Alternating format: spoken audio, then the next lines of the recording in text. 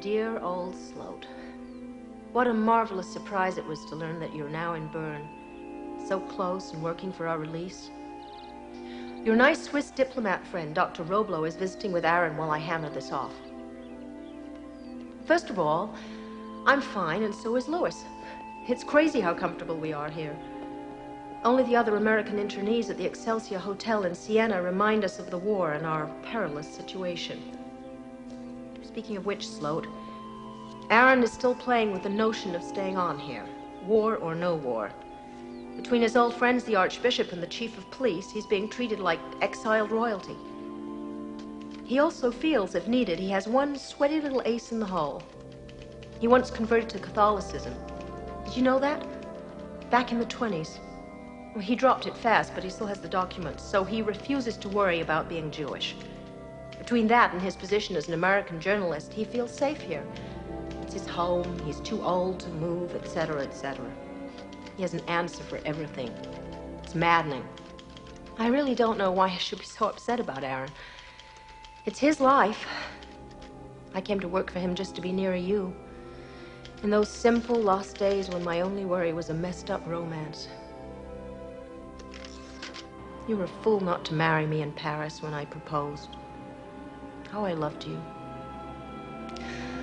Oh, if one only understood sooner that things happen once and then roll away into the past, leaving one marked and changed forever. Well, looking back is to no avail. Think of something to do about Aaron, my dear, please. He can't stay on alone in an enemy country. I'm a lot thinner in the enclosed, and at least I'm smiling. Isn't Louis cute? Love, Natalie. Stunning girl. Yes, she is. Antoine, thank you so much for carrying our letters. My pleasure. Dr. Jastrow was charming. And I hope they'll all be out by March or April. March or April? Now, I must report to your minister. Will you have dinner with me later, Leslie? Oh, thank you, Antoine, but some other time. Tell me, do you know a Jacob Asher? Of course. An important philanthropist. A German Jew. Now a Swiss.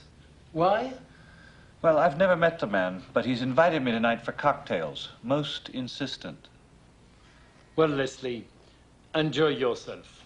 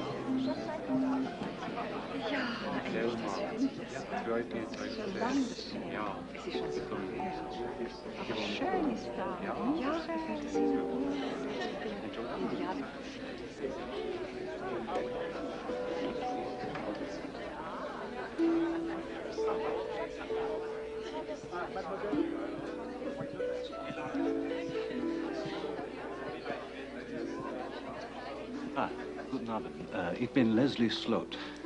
Why don't we talk in English? All right. I'm Leslie Sloat.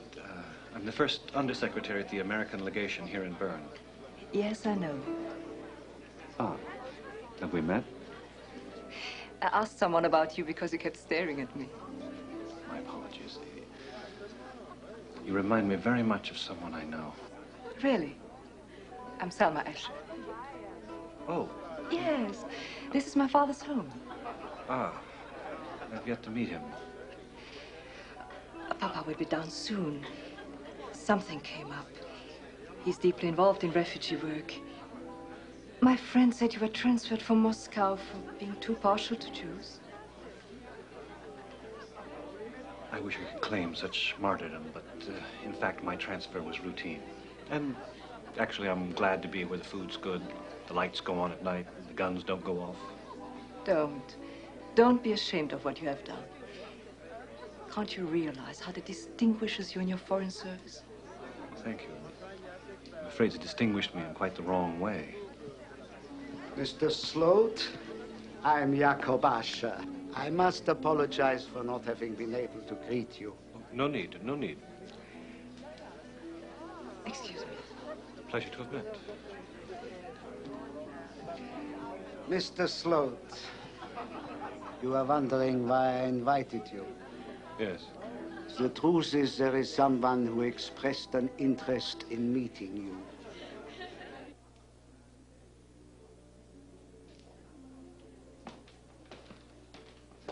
Father Martin, this is the American First Undersecretary Leslie Sloat. I'm very pleased to meet you. I'm honored.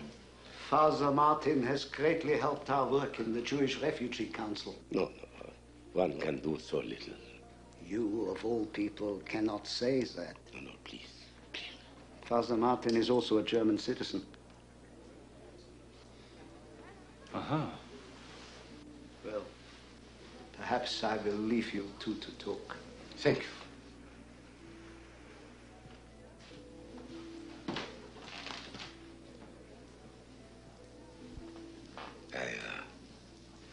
I would prefer that we talk elsewhere. All right. Perhaps I'll walk with you back into the city. Walk? It's miles. No. It's only a couple. It's good exercise. Yes, I suppose. Shall we go?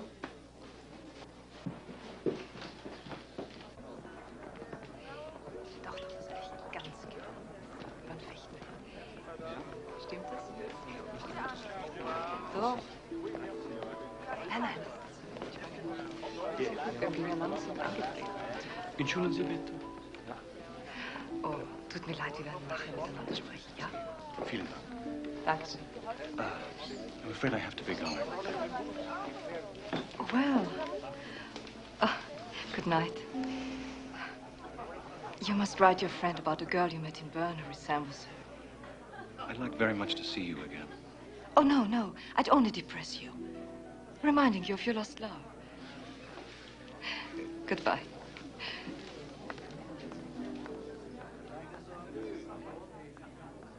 Are the stories coming out of Russia and Poland through Heslut Stories? about the Jewish massacres? Such things are difficult to prove. Massacre victims can't talk. Yet in Moscow, one is told you did obtain some documentary evidence. Yes, I did. Certain photographs of a particularly gruesome nature from the region of Minsk. One's also told that you placed them in the hands of the New York Times, Heslut. Right again. In the story, all 10 lines of it ended up on the back page. It's terrible. It's terrible. Yes, it is. Particularly as it seems to have had a very depressing effect upon my career. Yet,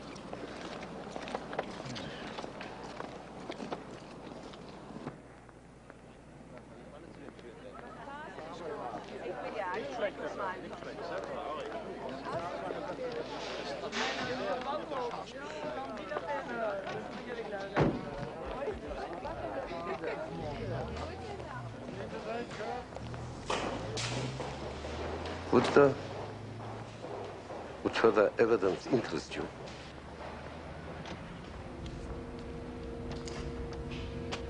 Conclusive evidence of new, unbelievable atrocities.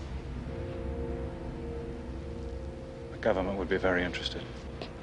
Your government.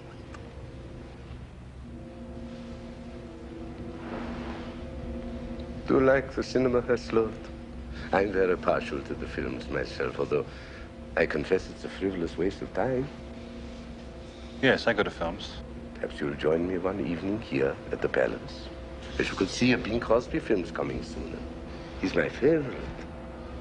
Would you enjoy that? Yes, of course, certainly. I'd be delighted to join you. Excellent. I shall call you. So, until then. Until then.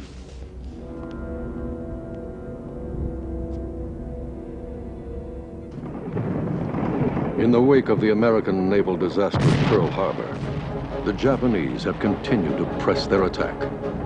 On Christmas Day, Hong Kong falls, while in the jungles of Malaya and Burma, the Japanese continue their remorseless advance as Singapore prepares for a last-ditch stand. American positions in the Philippines crumble. MacArthur falls back to Bataan. The enemy takes Manila. The Japanese seem unstoppable, and by early February are well on their way to making the Pacific Ocean a Japanese lake. It is then that the American Navy finally strikes its first counterblow. A carrier task force under Admiral William F. Bull Halsey aboard the Enterprise steams southwest into enemy waters to bombard Japanese strongpoints in the Marshalls and Gilberts.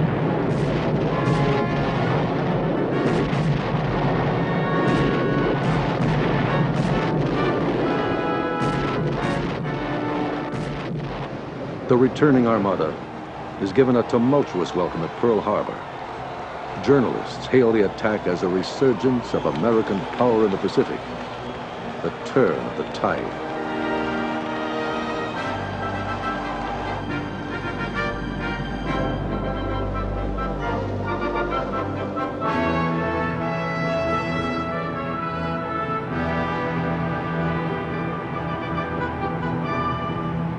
All ahead 1/3. All ahead 1/3, aye, sir. Engines answer ahead 1/3, sir.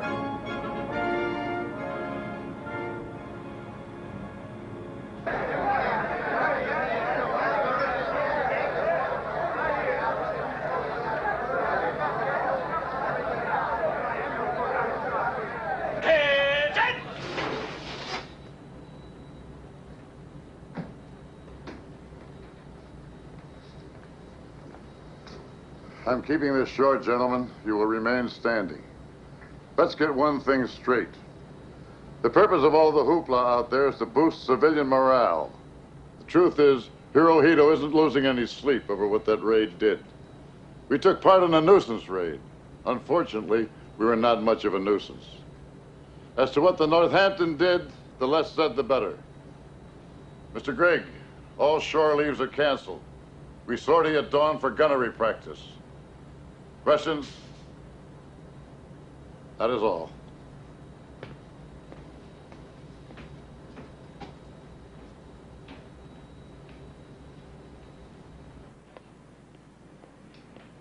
That's a mill, Captain.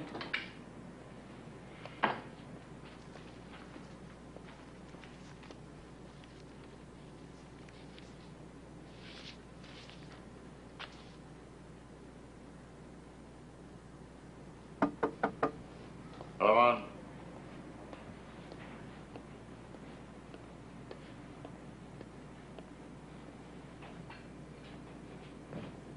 Admiral Spruance, his compliments, sir. He invites you to dine with him at 1800 and listen to your friend Alistair Tudsbury's special broadcast from Singapore. Accept with pleasure. Thank you, sir.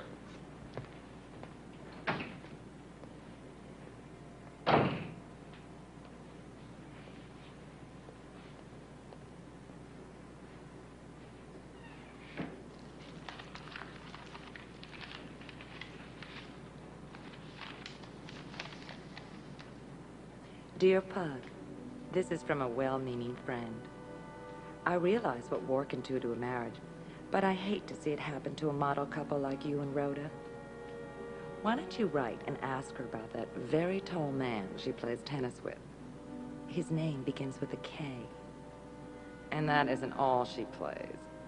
She's been seen in all the wrong places with him at the wrong times, and everybody who has ever known you two is talking. Unless you do something PDQ, you can kiss your marriage goodbye. A word to the wise from a well-wisher.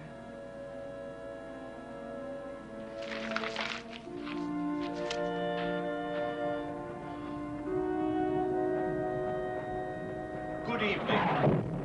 This is Alistair Tudsbury, broadcasting from Singapore. As this broadcast reaches you, Japanese heavy artillery is raining destruction on this great island city from across the Johor Straits. The lives of hundreds of civilians are lost each day to this merciless bombardment.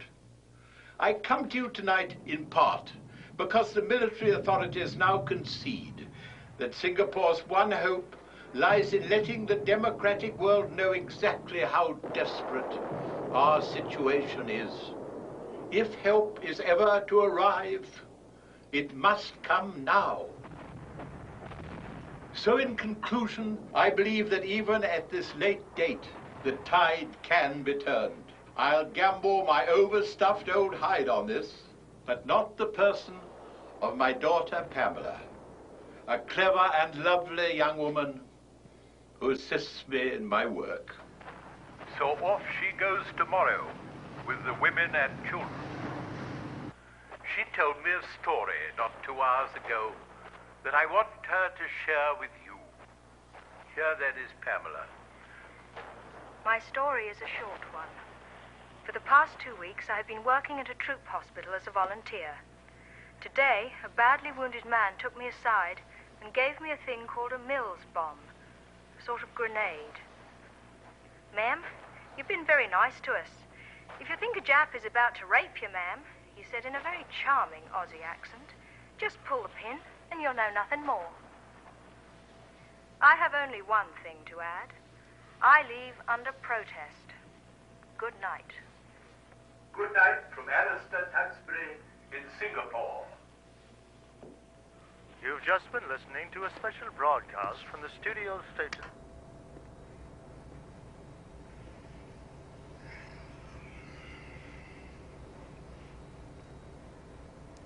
The fall of Singapore will be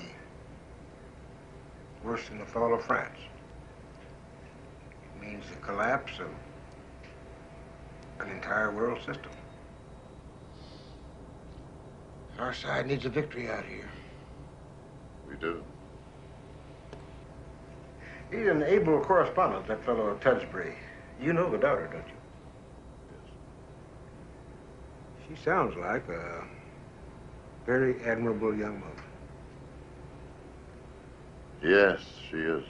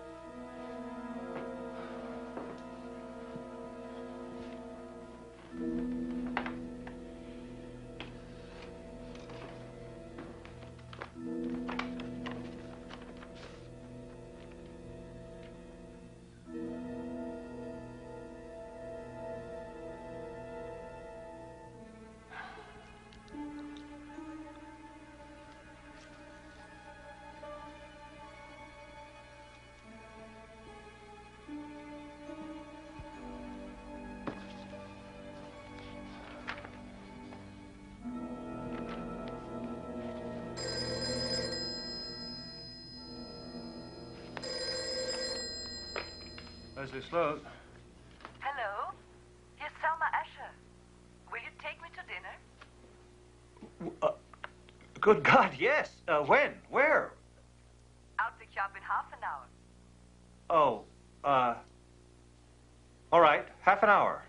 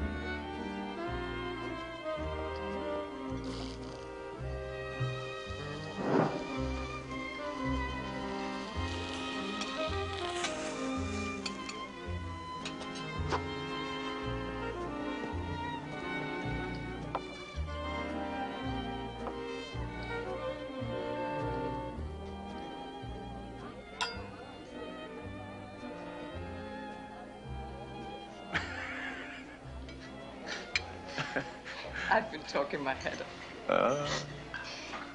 Does Natalie talk so much? Oh, more, much more. She's very opinionated and very argumentative. Then I think we're really not much alike. Well, I'm rapidly forgetting the resemblance. Truly. Poor me. That's the only reason you're interested in me. Not once you spoke half a dozen words.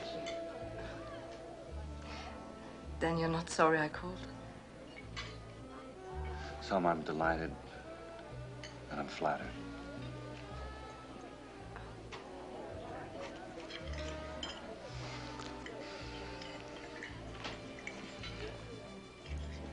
Selma, the priest that I met at your father's house. Father Martin? Yes. Would information that he's offered be reliable regarding the mistreatment of the Jews? I would think so, Leslie. Father Martin is a very good man, even if he's a German.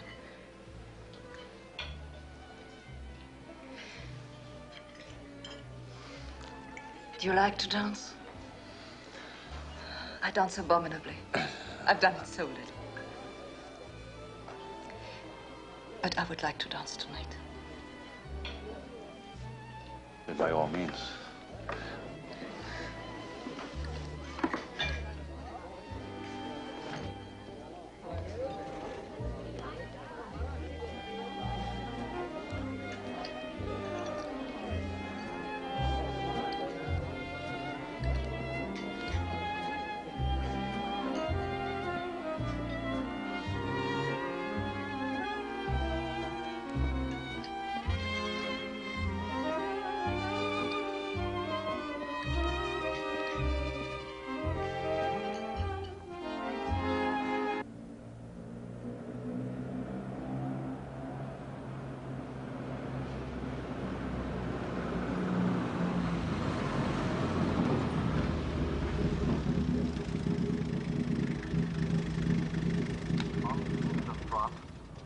Despite reported stiff German resistance, new Russian offensives continue to roll out heavy gains in all sectors. Meanwhile, in North Africa, in a series of lightning strikes, the German panzer divisions under Field Marshal Rommel have recovered nearly all the ground won by British forces at the turn of the year. In the Pacific, the Japanese have begun a series of major attacks, with new fighting reported in Java, Borneo, Surabaya, and throughout the entire Dutch East Indies. The war news is always so terrible. I can't think about the war tonight. I won't. Tonight was very nice. Thank you.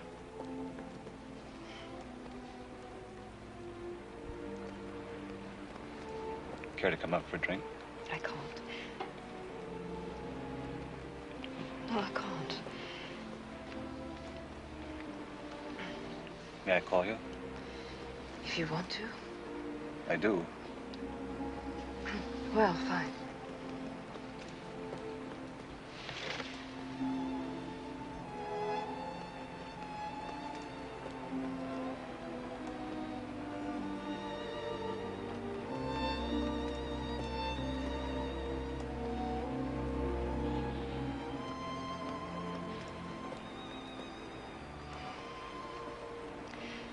Now I've done two bad things since I met you. What was the first? Asking a man to dinner. Kissing me was the second? Not you, Leslie. Kissing a Gentile. I've not kissed many Jews either.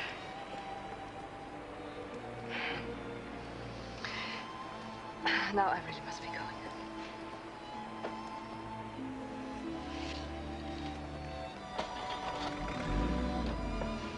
I will be calling you.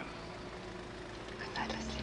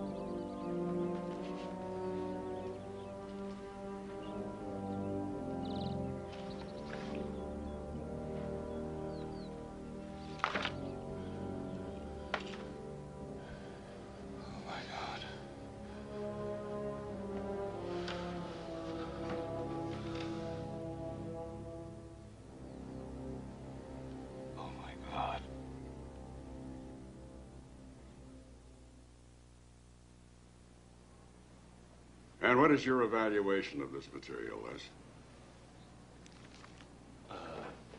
I believe it speaks the truth. The Germans are committing mass murder, perhaps genocide under the cover of war. I believe it's an authentic document of grave import. And what sort of action do you recommend? I think delegation should send off an urgent summary cable to Secretary of State and to send the document by special air courier. Augie here thinks differently. Indeed, I do. A kindly description would be a compassionately motivated fraud.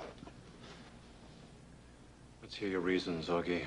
Apart from the fact that your source, one Jacob Asher, is obviously tainted. Look at the document itself. Sheer fantasy. Why? Why? Cabinet-level government men meeting and calmly discussing some evil plan, and then, mind you, putting it in writing? Come on now. I mean, I admire your compassion, Les. Never mind my compassion. I'm very well aware of who Dr. Asher is. And as for the text, nothing is more German than reducing an inhuman plan to writing. Read Mein Kampf. I have read Mein Kampf. So have I. I'm sorry. I'm sorry. Sir, if it is authentic, as I'm sure it is, then the Germans are committing a crime that's almost beyond human imagination. And I believe that President Roosevelt can turn world opinion against the Germans with that document. Okay, Augie, many thanks. Anytime, Bill. Les, I do admire compassion.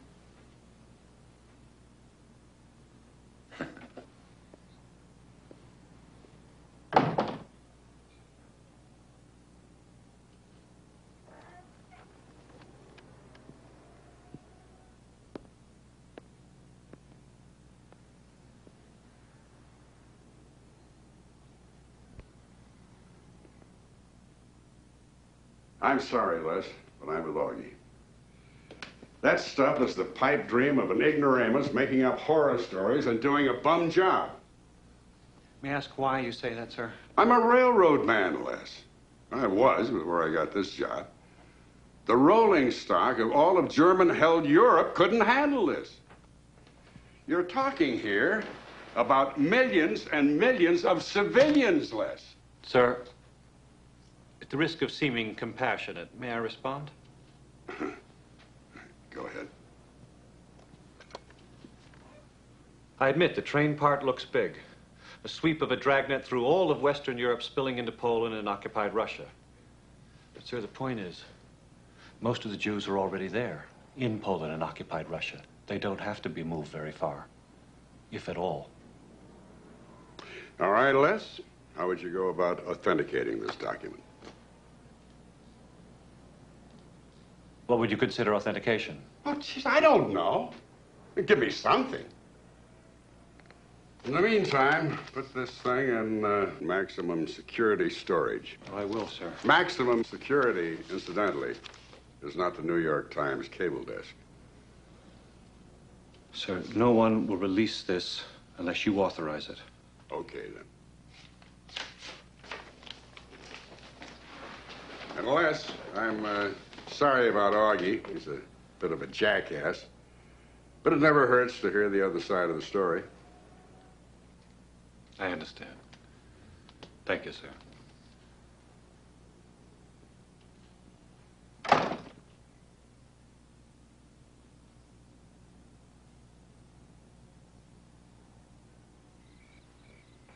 April. We'll be leaving in April. That is now the official word. To April. To April. Good heavens, I shall barely have time to finish my division of Constantine. Why, I may even have to stay on here in sleepy old Siena and let Natalie and the baby go on home without me. Oh, my dear Professor. Real coffee? The Swiss chargé d'affaires brings Bernard Berenson little gifts. Our generous friend was kind enough to share half a pound with me. Oh, worth the trip to Siena. One begins to understand now why the famous Berenson has decided not to go back with the rest of the Americans. Creature comforts aren't everything, Bernard. Even BB suffers shortages. But he's decided, as he says, to ride out the storm at anchor. He thinks it will all end well, meaning that your side will lose. Of course, Bernard is an expert in Italian paintings, not warfare. Dr. Freud might call it wishful thinking. Still, whichever side wins, such a prominent person need not worry. Prominent Jew? Mrs. Henry, victory softens harsh wartime policies. That is my profound personal hope. Dr. Beck, how much do you really know about what's happening to the Jews? In Italy, nothing is happening. And elsewhere? What about the stories coming out of Eastern Europe that your soldiers have been massacring the Jews? Maria, we'll have more coffee with our brandy in the next room. Werner.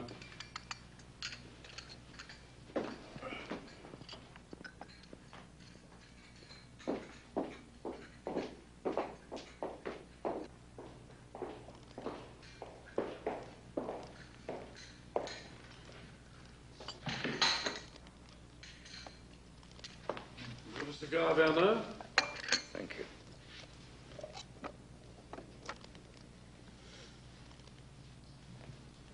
I take it, Mrs. Henry.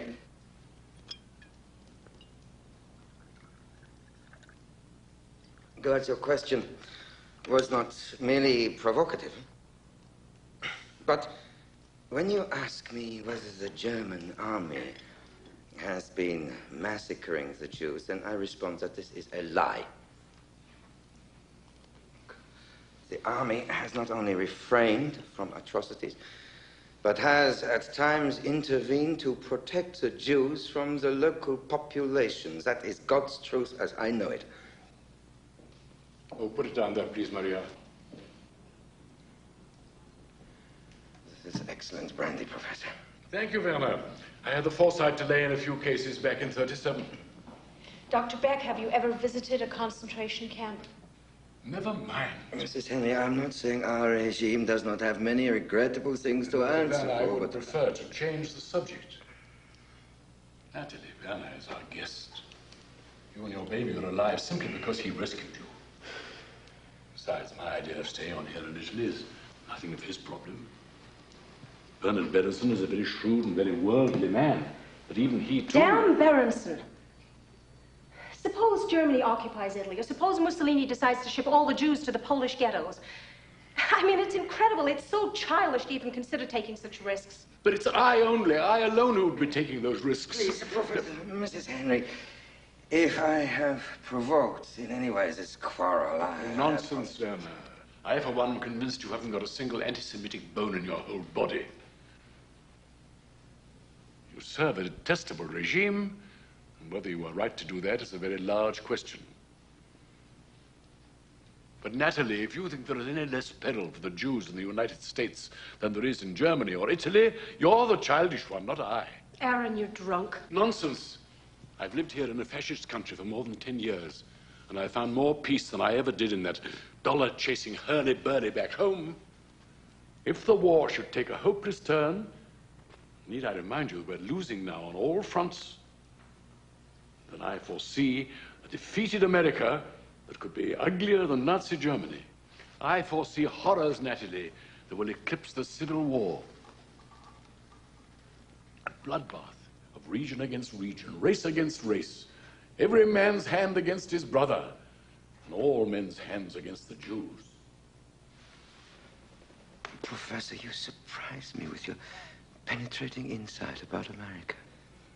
Of course, Natalie, I understand you want to take Louis back to America, but I believe we may have a negotiated peace this year, and I, for one, would welcome it. Welcome it? Welcome peace with Hitler? Yes, even with Hitler. The longer the war goes on, the worse it'll be for all the Jews behind the Nazi lines, and in the end, the whole of civilization may come crashing down in flames. Aaron, we're fighting against tyranny for freedom. Fiddlesticks! This war is about who rules next, who fixes the currencies, who dominates the markets, who seizes the hegemony which the British Empire has lost. Oh, I suppose if we marshal all our industrial powers, we may eventually crush the Germans. But to what purpose? There are good and bad things in all nations. The hegemony can be shared.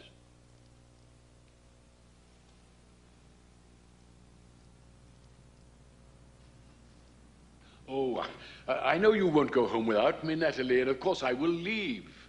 I never said anything else. But I will not be treated like a soft-headed old fool simply because I considered staying on. Please don't take that tone with me again.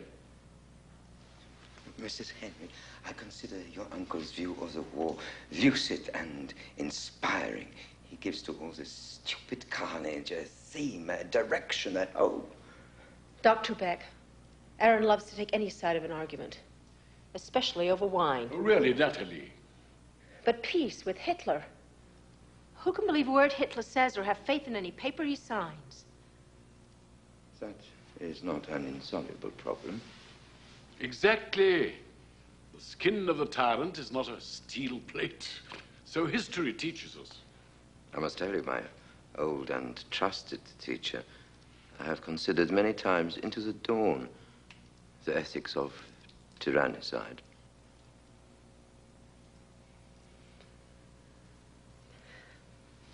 My baby gets fed now. Let me thank you for the best dinner I've had in months, Mrs. Henry. Well, we probably do owe you our lives. I'm not unaware of that, so... No, please.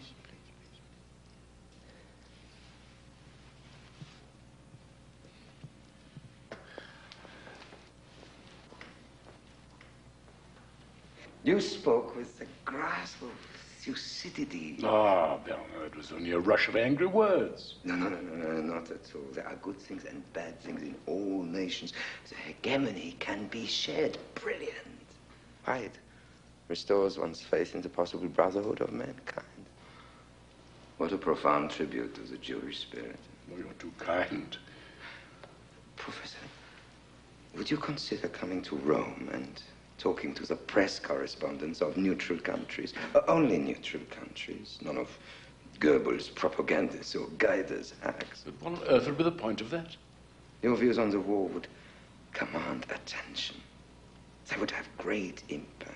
No. I can tell you, they would encourage the better elements in Germany. Oh, no, Werner, I couldn't possibly do that. I mean, I should be pilloried on my return home. And Werner, please forgive poor Natalie. Even an animal mother fears for her baby. Oh, please, Professor, it is most understandable. And now I must bid you good night. And thank you once again for a grand evening.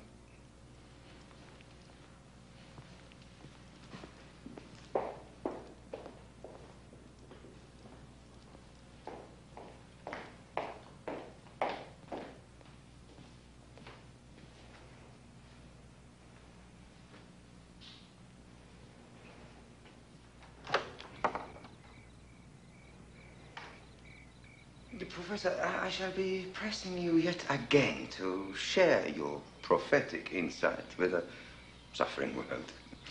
Fair warning. I am not a prophet, Werner, nor even the son of a prophet. A pleasant journey to you. Thank you. And now, I have heavy news. Singapore has fallen. That the mighty bastion of empire, which held out so long against insuperable odds, has honorably surrendered to spare its civilian population from further useless slaughter. And so, let us go on into the storm and through the storm. You have just heard Prime Minister Winston Churchill speaking from London. In his brief message to the Commonwealth and Empire, Mr. Churchill called the surrender an honorable one. When an empire dies, it dies like a cloudy day, without a visible moment of sunset. The demise is not announced on the radio, nor does one read it in the morning paper. What was Singapore? Singapore was the city. Singapore was the naval base. Singapore was the bastion of the empire. But at the bottom, Singapore was a narcotic myth, which dulled the pain, while the grip of white Europe on Asia was amputated. And now the colored Malays have new masters with colored skins.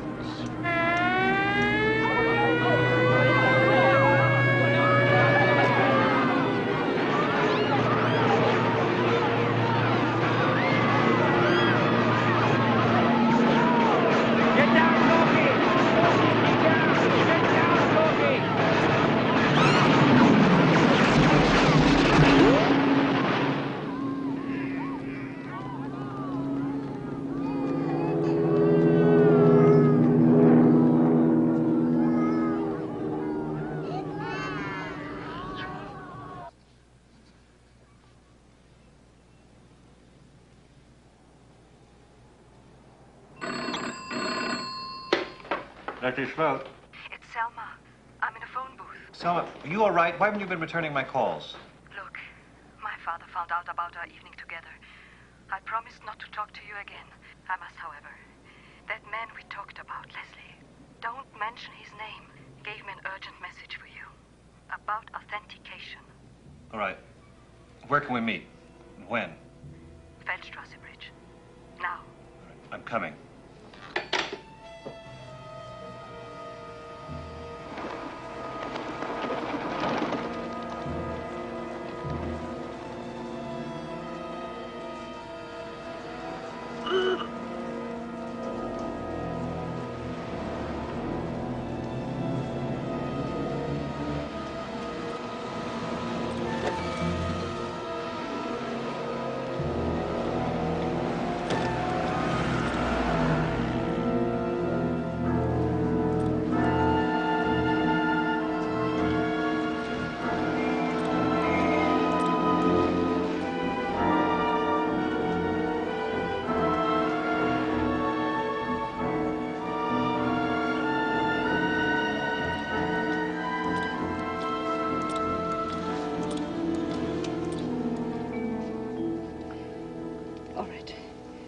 Father Martin has arranged a meeting with a man high in the German legation.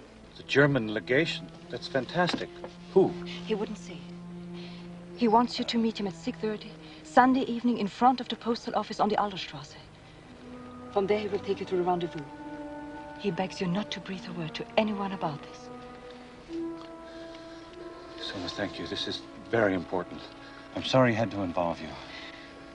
I suppose he decided I'm a safe messenger since I'll be gone so soon. I never see you again, you know. I don't understand. We leave next Monday for America. My father is moving his business. But the real reason we're going is that I'm to marry an American. A lawyer in Baltimore. Quite orthodox. Papa has arranged it. You're doing this to please your parents? Does it make any difference? I'm doing it.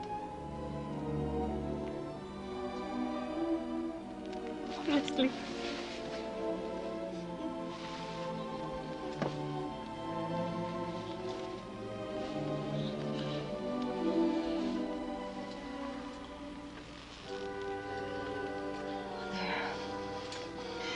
I remember you always. I'll never forget you. Yes, you will. You've had so many adventures. You'll have so many more.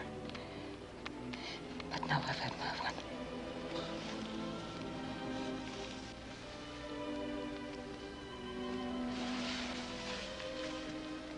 Goodbye, Leslie.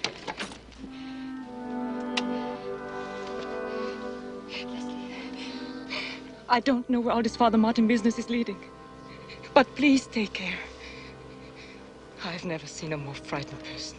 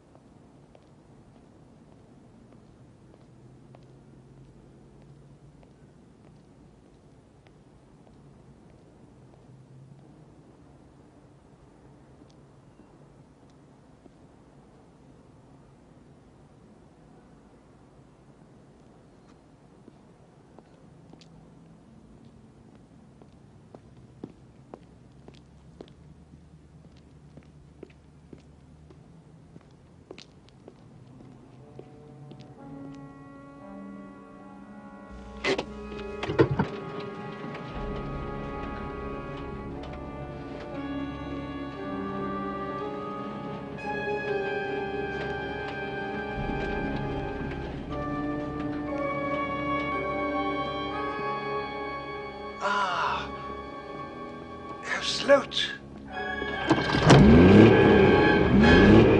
Father!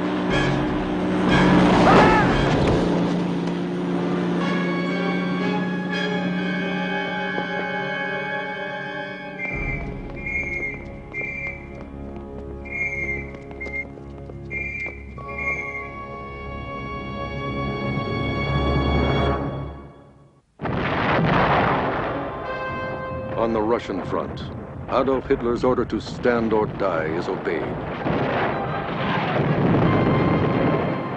The massive Soviet counterattacks slaughter more than 200,000 enemy soldiers. But somehow, Hitler's armies manage to hang on. Some pullbacks are forced, but the line holds from Leningrad to the Black Sea.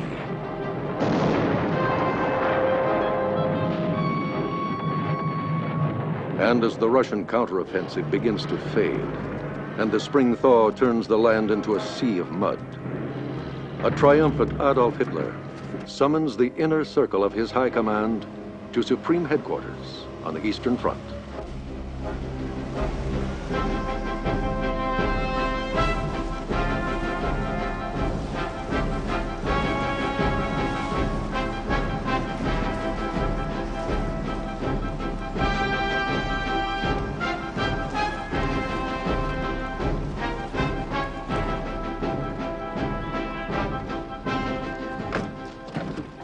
Colonel General Franz Halder, now Chief of Staff of the German Army.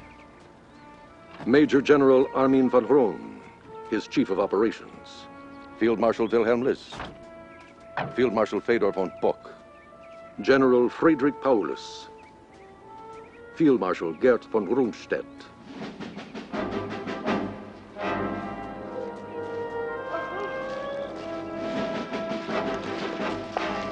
Heil Hitler! Meine Herren Feldmarschalle, Gruppenführer Rattenhuber bittet um die Sonderausweise. Danke. The winter battle in Russia is ending. My order, to stand or die,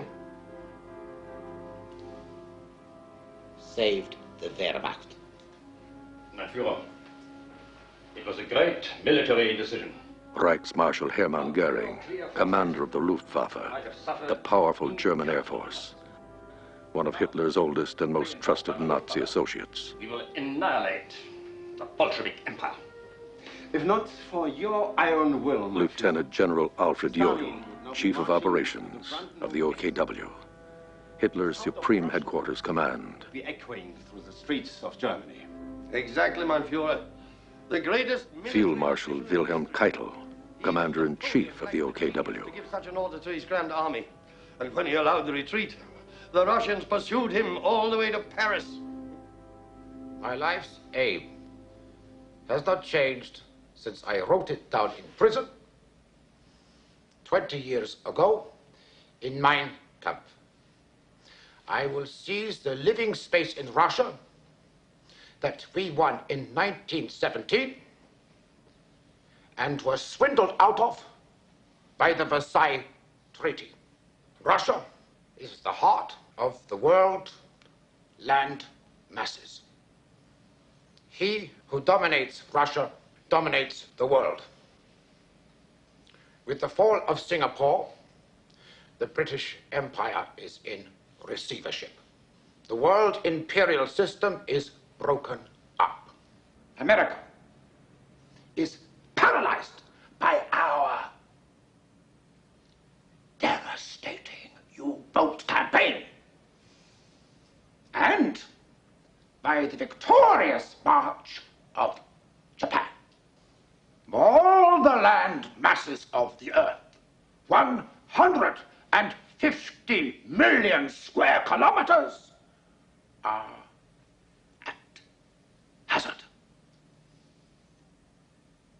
It is a moment that comes once in 1,000 years.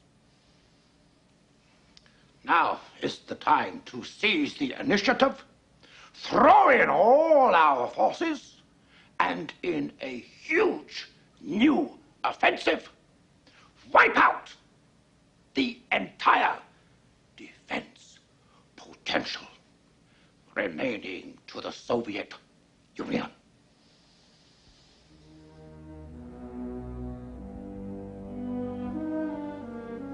This final campaign will be called Case Blue.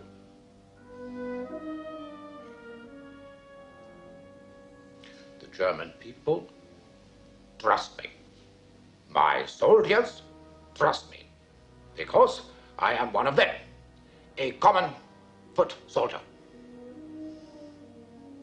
Any general that does not have faith in me, I will dismiss, dishonor, and crush.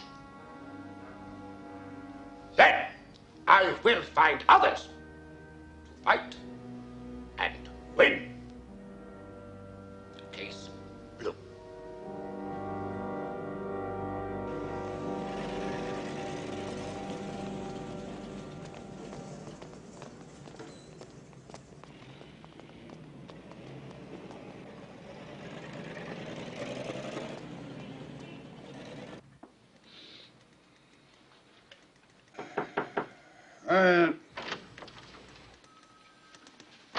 Top secret urgent serve from Admiral Halsey.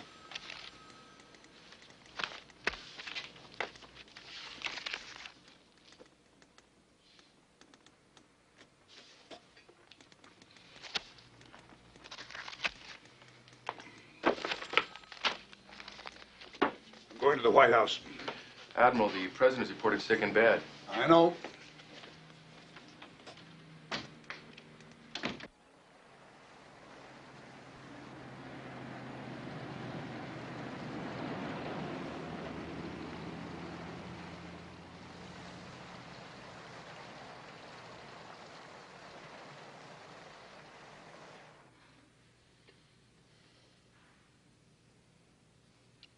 Lean forward, sir.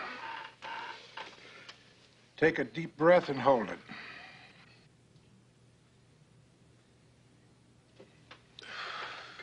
Bronchitis again. If he'll only rest, we may avoid pleurisy this time. I shall make him rest, Admiral. I'll behave. Above all, no smoking. I said I'd behave.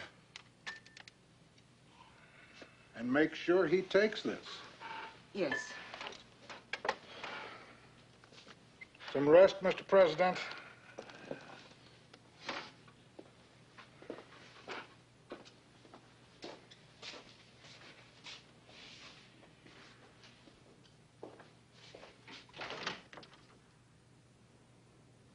No cigarettes. Thank you, Ross.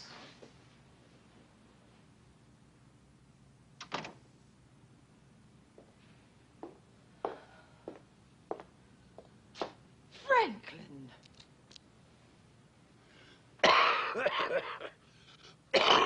Those boys on Bataan. I failed them.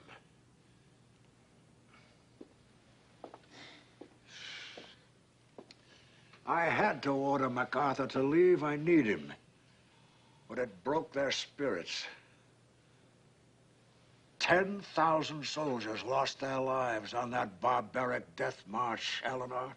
10,000. And that brave handful still holding out on Corregidor. Beyond rescue. Franklin, you must keep up your own spirits. It will be a long war. Will it? I see nothing but darkness and collapse everywhere. The Japs are cutting the Burma Road. British prestige in Asia is gone. There's a big new German offensive building in the east. What I really fear is Germany and Japan joining hands across a prostrate Russia. Or Stalin making a separate peace to save his neck. This is the fever talking, Franklin. It's not like you. A victory. A victory in the Pacific. We need a huge victory now. Yes? Mr. President, will you see Admiral King? You're resting, Franklin. Tell him to come in. Admiral. President, I regret this intrusion. I'll be brief. Tomorrow, at this time, we will bomb Japan. What? And this is the first I hear it's tomorrow? Admiral Halsey's carrier task force is moving into position now to launch a squadron of Army B-25 bombers under the command of Lieutenant Colonel Doolittle.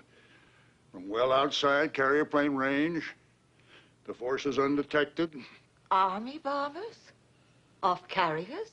The strike will hit military targets in Tokyo and other cities. The bombers will fly onto a base in China.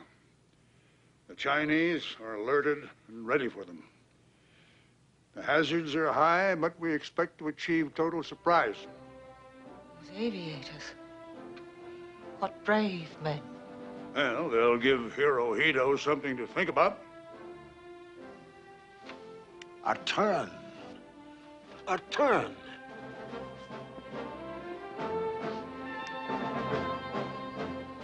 Yes.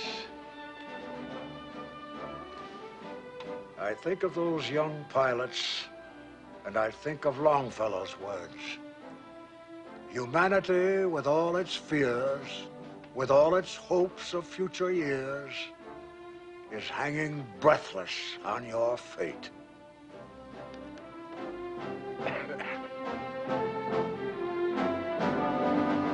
April 18th, 1942. 0800 hours.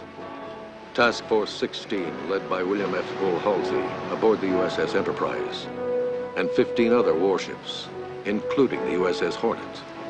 16 Army B-25 bombers lashed to her flight deck, lie deep within Japanese waters, 624 miles east of Tokyo.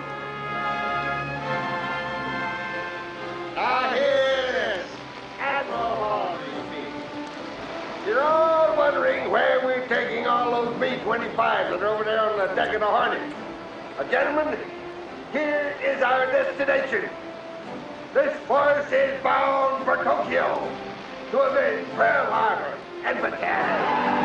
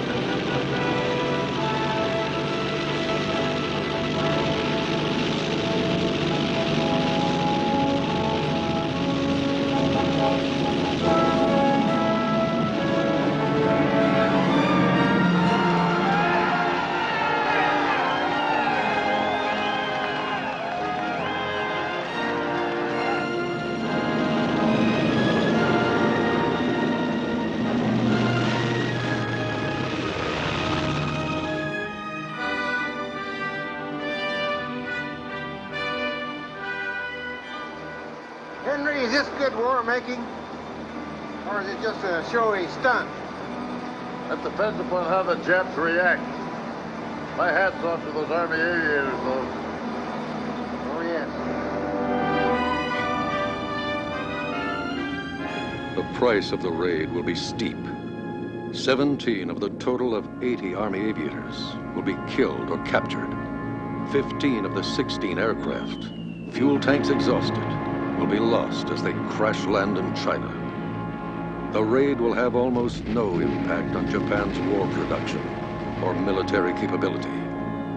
But the Doolittle Raiders' heroic deeds and their soldiers' deaths will not have been in vain. The Tokyo raid sends spirits soaring on the home front and around the world.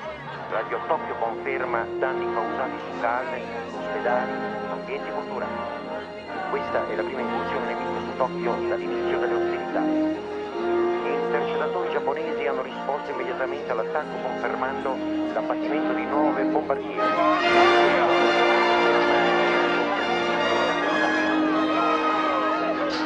Where did the planes take off from? Why, from Shangri-La, ladies and gentlemen. From Shangri-La. You mean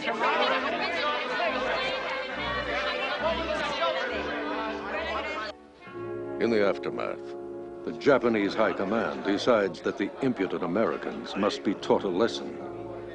There will be no more Doolittle raids. After much discussion and debate, Japanese strategic planners finally decide they will gamble everything on an all-or-nothing roll of the dice. The inferior, battered U.S. Navy must be lured into a final fleet action and annihilated. And so the two Axis partners, at the peak of their strength, turn their backs on each other. And as the German army launches Case Blue and begins the long march to Stalingrad, the Japanese Imperial Fleet prepares for the most decisive engagement in the annals of modern naval warfare, the Battle of Midway.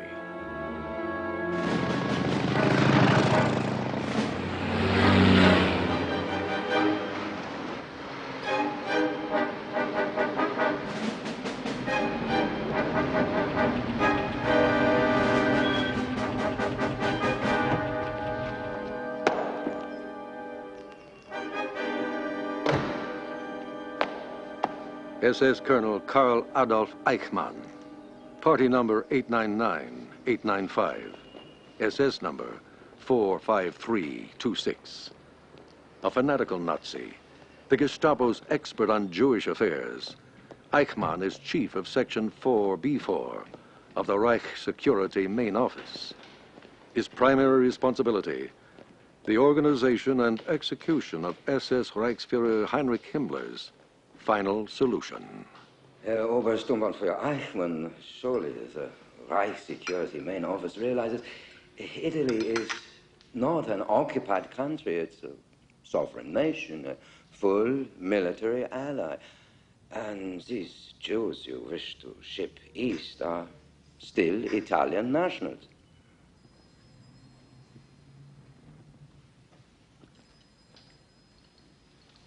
Herr Dr. Beck, haven't you ever had a virgin? I'm afraid I don't understand. The principle is the same. Lots of soothing words, disarming talk. Then at the proper moment, after the first time, no problems. I'm not entirely sure that is a useful parallel, Herr Eichmann. Most Italians like the Jews, or at least feel sorry for them. Even Mussolini himself. The Italians are not to be taken seriously. It is the Führer's unshakable will to cleanse the continent of Jews. Italy will be no exception. But to return to the principle, you must get Italy to hand over some Jews, however few and on whatever basis, at once. As soon as that line is crossed, resistance to the Jewish policies will crumble. Oh, yes, yes. Once the Jews are physically removed, their wealth remains behind for confiscation.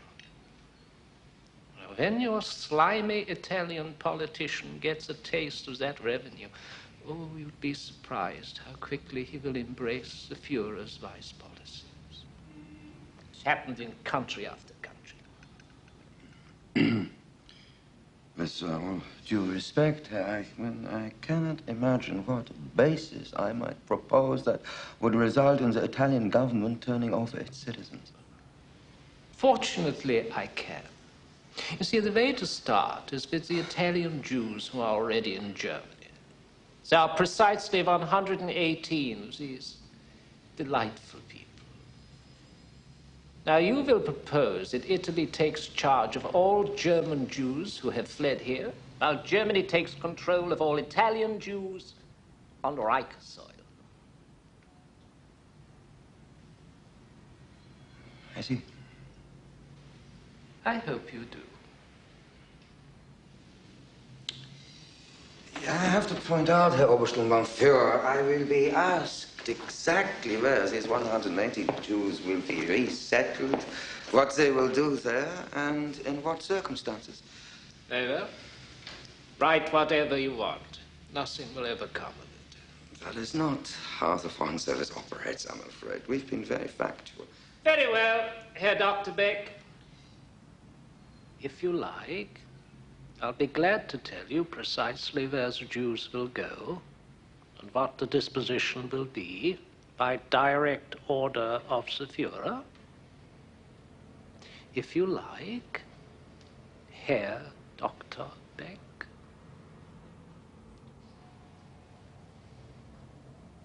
That won't be necessary, Herr Obersturmbannführer. Old fellow, do you happen to have a spot of brandy in the office? I've already driven over 200 kilometers this morning. I've had no breakfast. I would tell you this. You can look for a very positive effect on your career once you pull this off. Well, I'll do what I can do for you, Herr Eichmann. But The Italians will have the last word. I can't help that. So, you can't help that.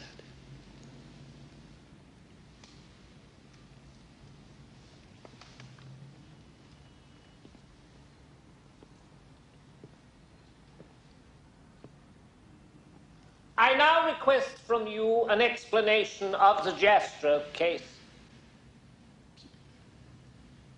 The Jastrow case? You have sequestered in Siena a 70-year-old stateless Jew, Aaron Jastrow, a prominent author from the United States, his niece, and their infant.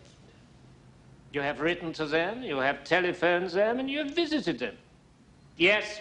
I don't know what you're implying, Herr Eichmann. I have made no effort to keep any of it secret. We know you studied in the United States and that Jastrow is your teacher.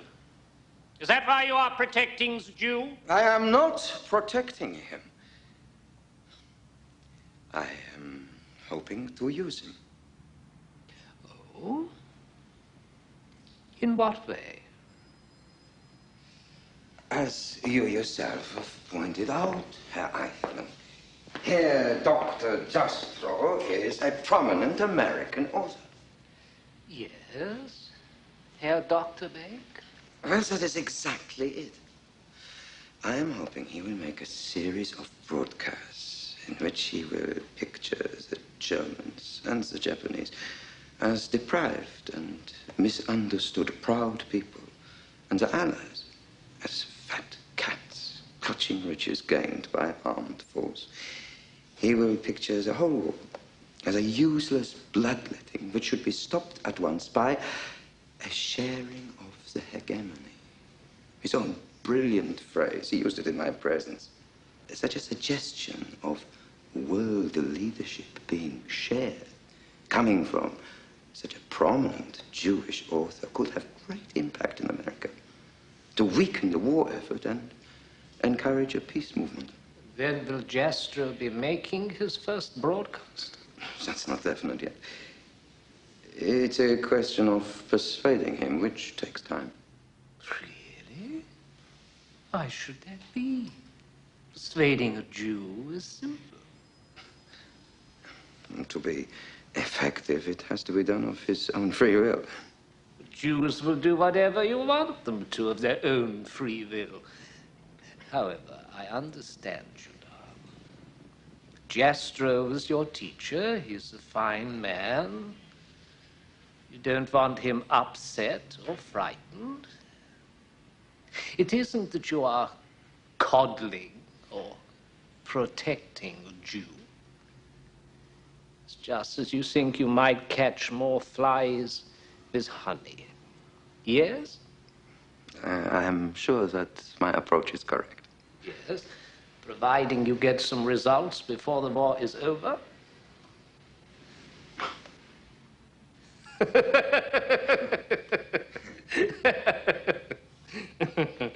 Tell me, Herr Dr. Beck, is your family here with you in Rome? No, they're at home in Stuttgart. How many kids do you have? 3. Boys, girls? Yeah, 2 girls, 1 boy. Oh. Oh, please, please. Oh, how beautiful. And with a fjord, too. Oh. Girls are so sweet. I have 3 boys. No luck on girls. You know, no matter what, I always try to get home to see the kids. At least once a week, even if it's only for an hour. I suppose you are as fond of your kids as I am of mine. I love my children, Herr Eichmann. Good. Right. Well, let's do some straight talking, shall we? Can Reichsfuhrer Himmler expect a progress report fairly soon on those 118 Jews? I'll do my best. Excellent. Oh, I'm so pleased I could come here and we could thrash this out. You have a heavy responsibility. So do a job for the Führer.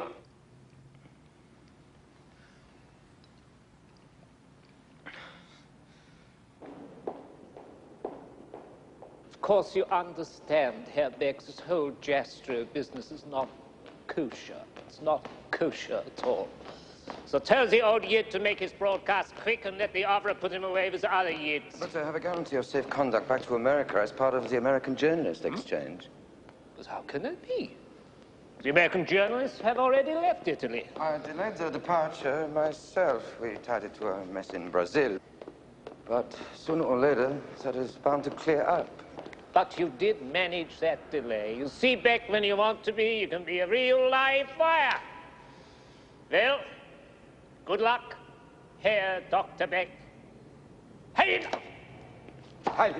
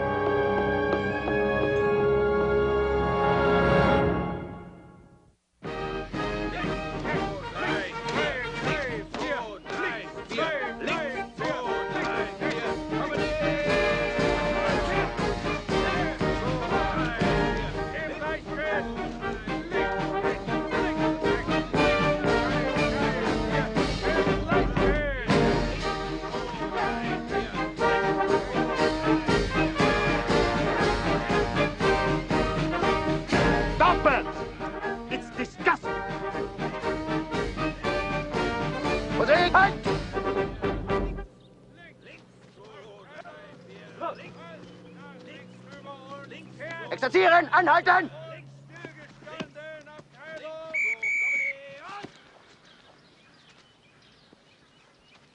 Call these SS men? They're marching like gypsies! Like Chinamen! It is a kind of parade to put on for Reichsführer SS Himmler!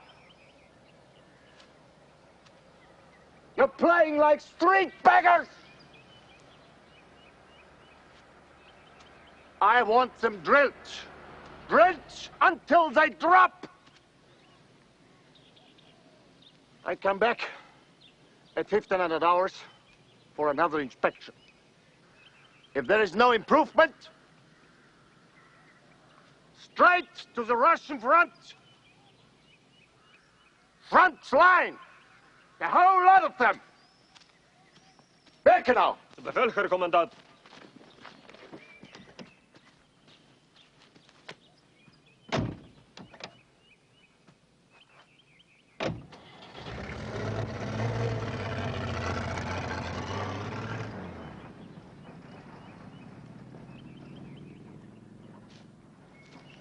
Was war denn das für eine unglaubliche Scheiße, die Sie hier veranstaltet haben?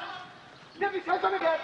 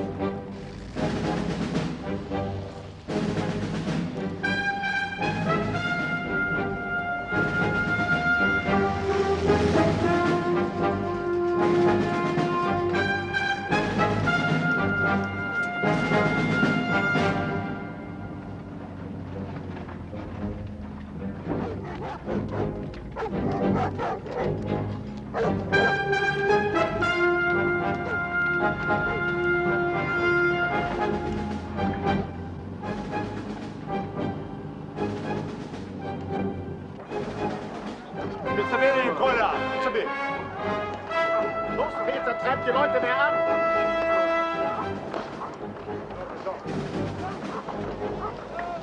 Nick, Bitte Ladung.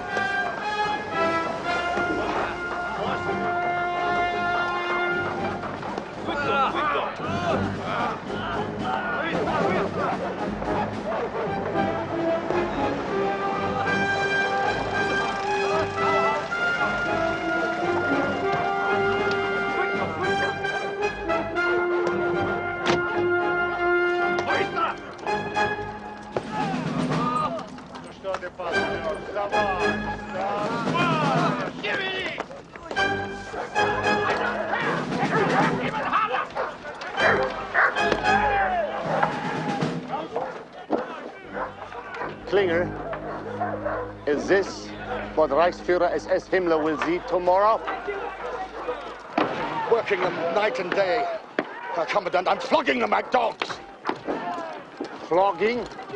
Shoot the 5 slowest ones. I authorized you. They'll bear up the rest. Where are my 60 blockhouses? Number shortages, restrictive rules? No excuses, no shortages. Requisition whatever you need.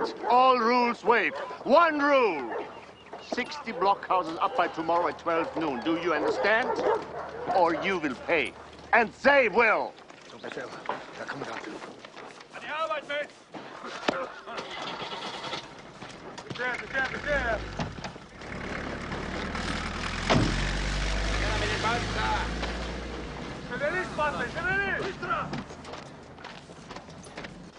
If I am finished, Sammy, so are you. So are all of you. Kaput! To the gas! Herr Sturmscharführer, we can speed up the work. We have ideas. Let's hear.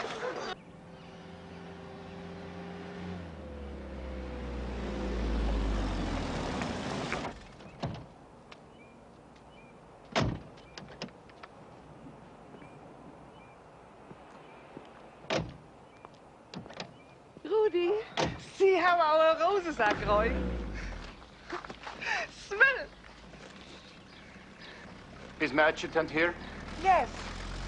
Hauptsturmführer Schwarz too. Upstairs in your study. For lunch, the sauerbraten, your favorite. No lunch, no time.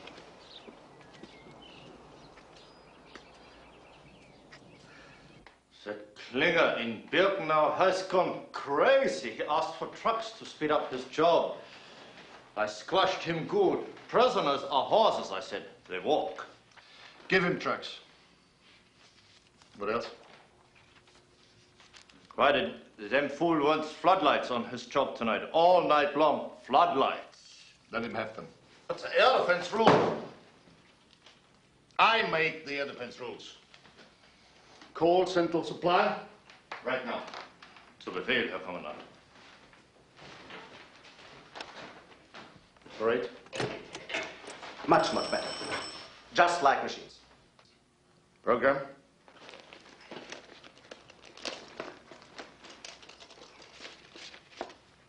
Ja, hier, Hauptsturmführer Schwarz, auf Befehl von Sturmführer S. Nice job. The printing shop outdid itself.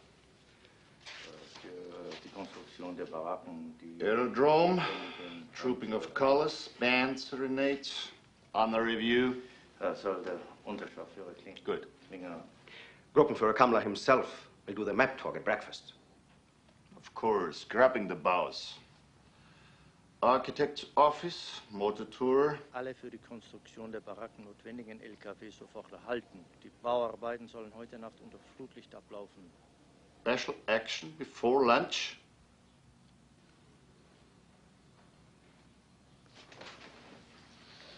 Who is responsible for this idiotic change? Die Konstruktion der Baracken, die notwendigen Panzer... The Railroad Directorate. They insisted, Sturmbannführer, on getting the empty train back in Oppeln by noon. Maybe if you telephone... Schwarz! Ruf zurück! Out!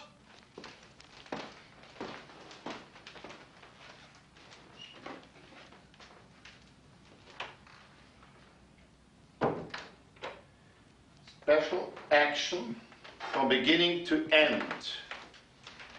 Before lunch. What kind of appetite will our guest have after that? Are you insane?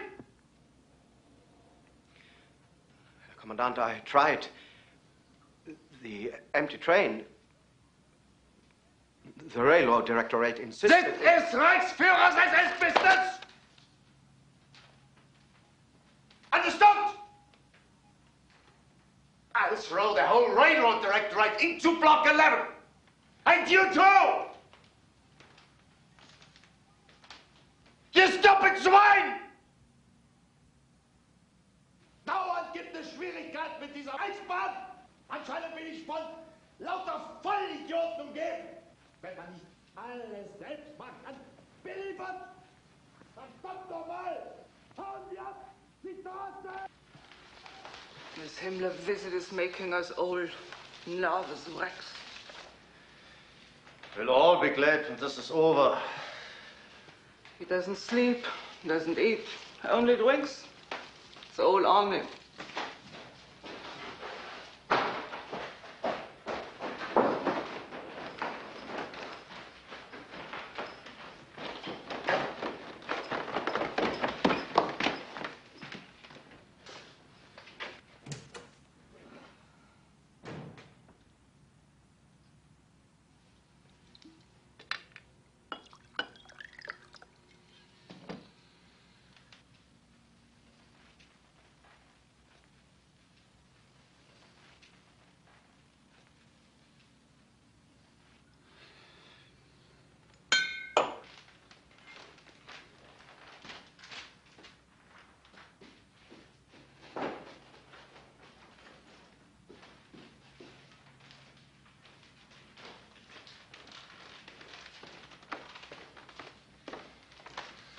Maybe I will have some lunch. Of course, Woody.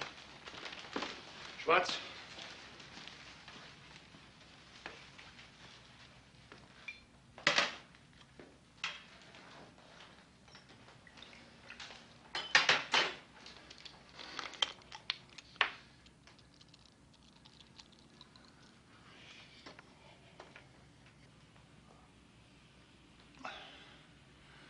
Special action, all in order. 100%, Kommandant.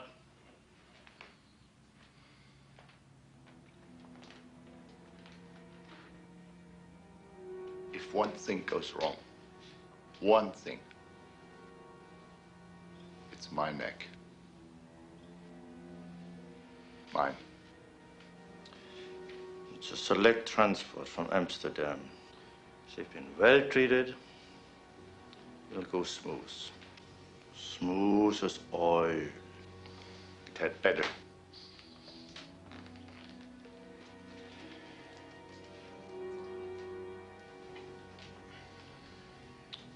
A hard thing to watch, all the same. Orders. He wants to see a whole action from beginning to end. He watched one in Russia, didn't approve. Crude business. They made them dig their own mass graves, he told me. Then mowed them down and buried them. Clothes and all. Here, of course, we are more practical, more humane. Still, have a glass of brandy.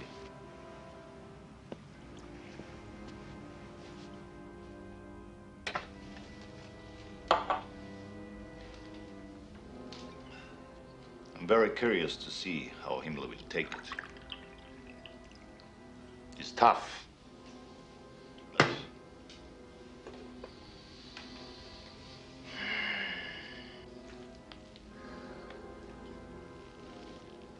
Oh, and Dad. Never before have I dared ask this. Suppose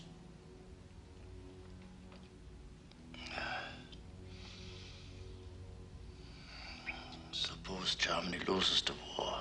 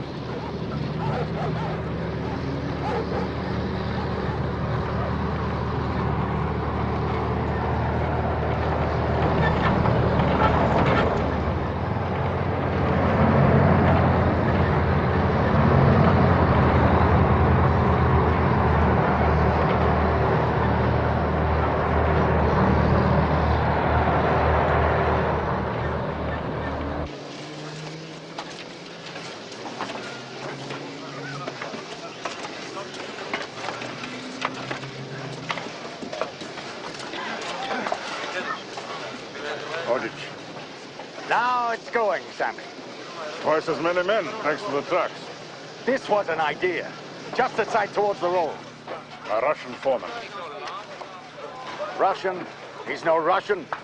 He's a Jew swindler like you. Think I don't know?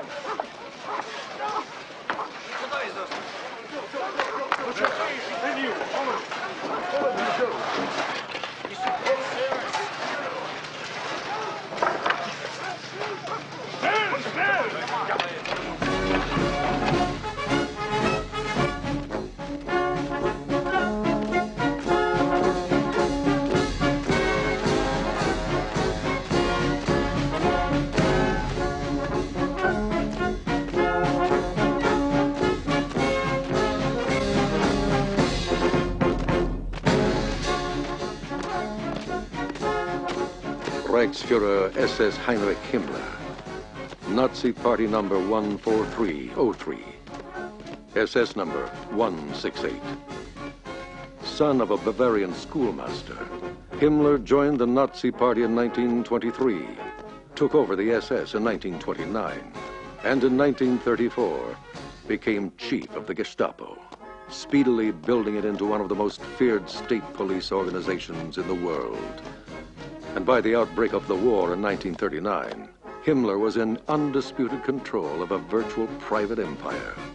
A dangerous fanatic, second in power only to the Führer, and widely regarded as his possible successor, Himmler's prime responsibility is the carrying out of Adolf Hitler's racial policies, calling for the extermination of 11 million men, women, and children, the final solution of the Jewish question in Europe.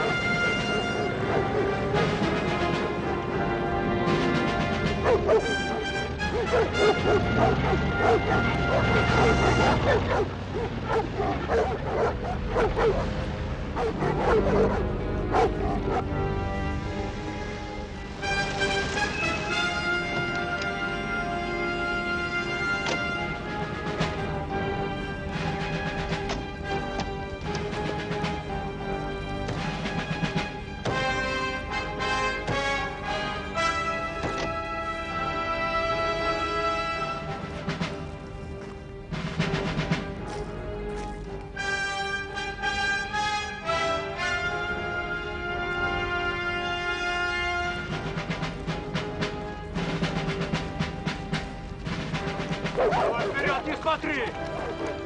Ауа! Давай, давай! Почему смотришь, давай? Дай, дай,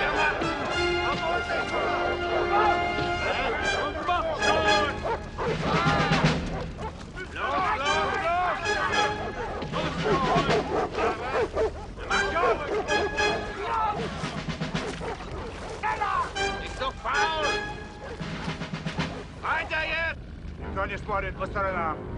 Копай, копай. Куда смотришь? Копай.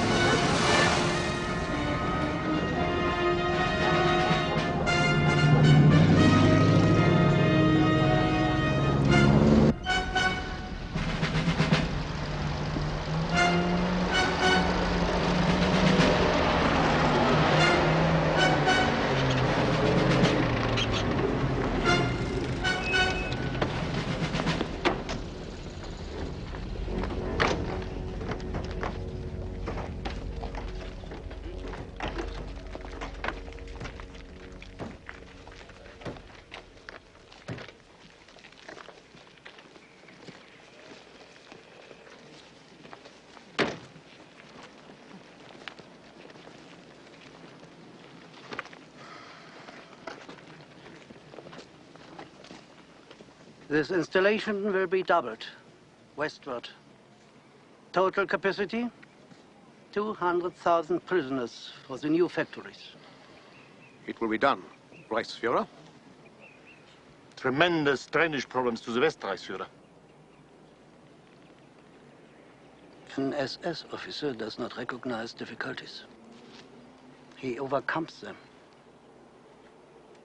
How this is to be done is your worry, not mine. Jawohl, Reichsführer.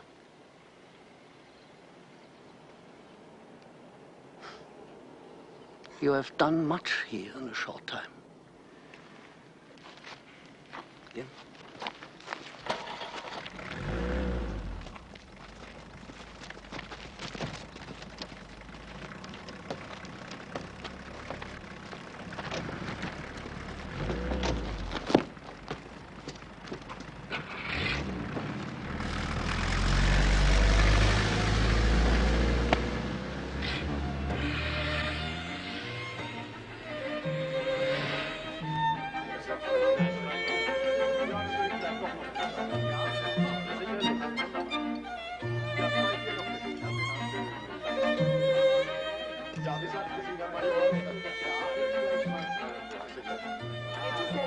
Danke schön, danke sehr. Ja, nicht unter das geht dann am anderen Tag dann noch. Das glaube ich, ja. Reichsführer ist ganz glücklich. Sicher. Ja. Sicherlich, Herr Major. Sehr gut aus. Ausgezeichnet. Noch einen Durst? Zum Wohl. Ich danke Ihnen. Gleich hier. Sicher. Der Sauerbraten ist sehr gut. Ja.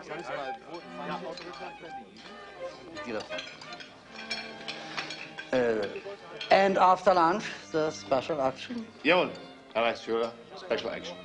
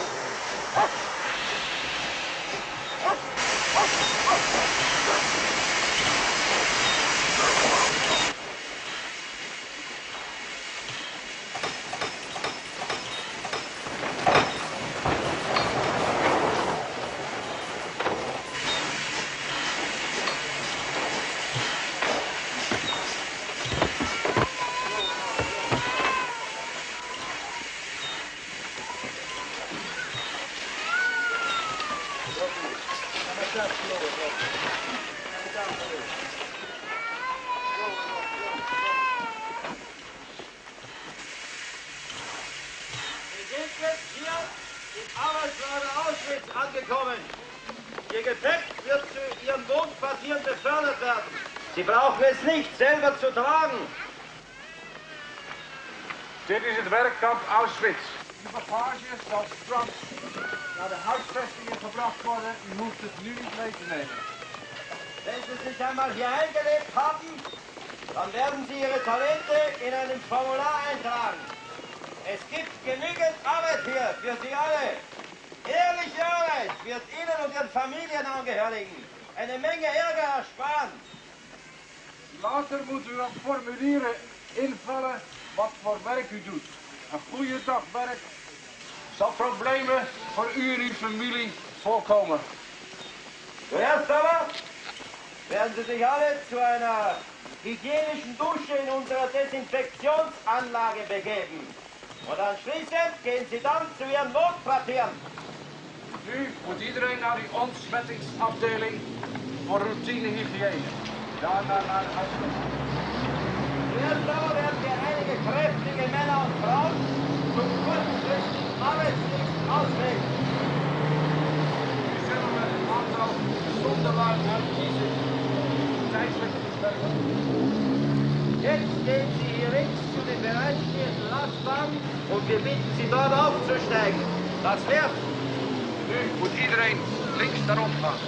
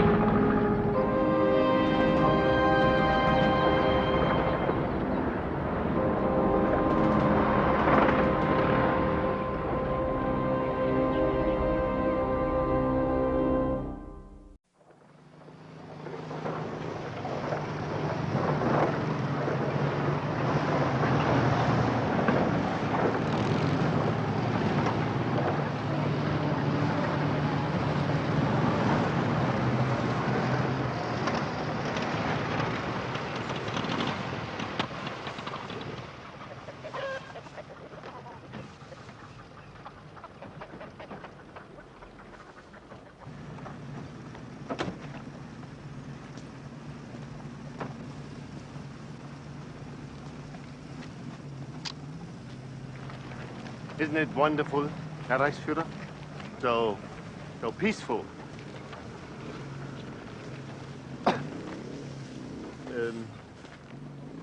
The disinfection. And over here, the undressing huts.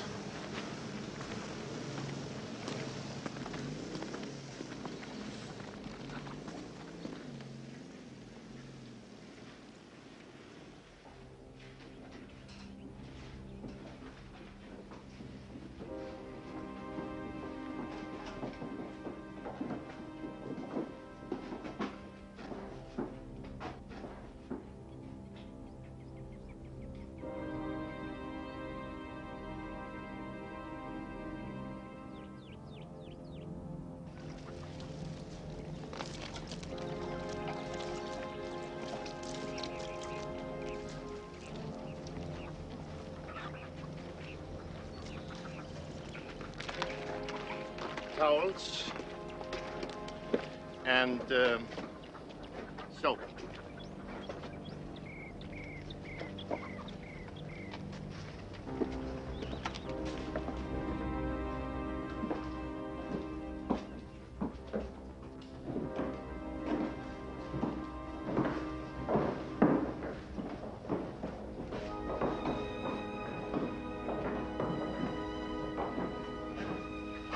Shower heads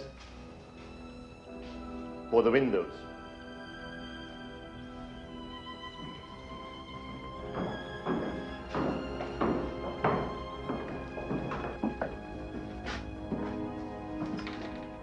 And this door?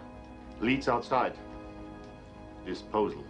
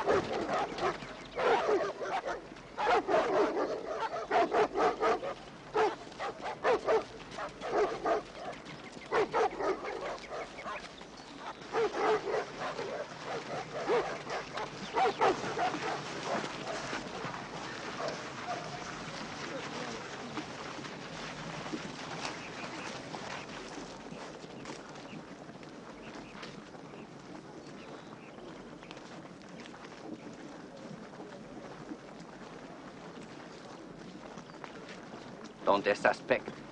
Not yet. That's why the SS. We take no chances.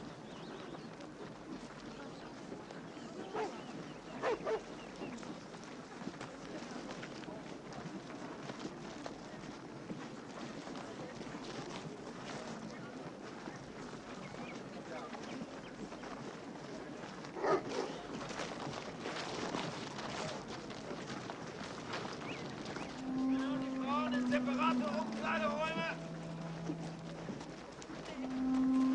Los, weiter nach links. Männer nach links und Frauen nach rechts, bitte. Folgen Sie den anderen. Nee, lass mich doch. Mach das Zähne zu. Damit wird sich doch so machen. Ich mach nichts.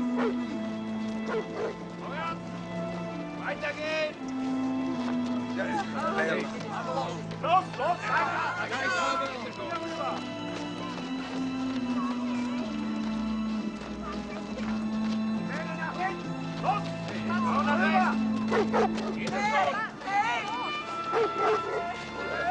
keine Zeit dafür. Schon weiter. Los, los, hier rüber.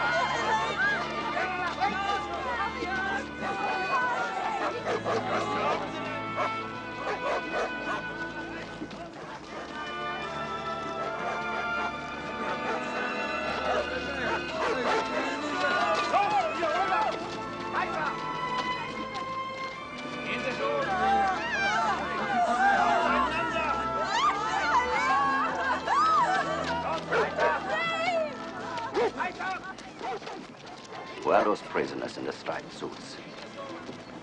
Choose. The most timid, the most nervous ones. Picked out when they arrived. Then they get a choice. Bullet in the head at once, for this duty. We get a few. They don't last long, of course. They go to the gas, too. In time, they help. Very practical.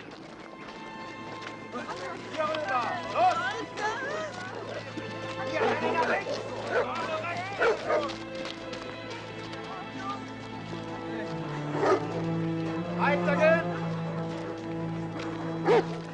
Vorwärts! Los, los!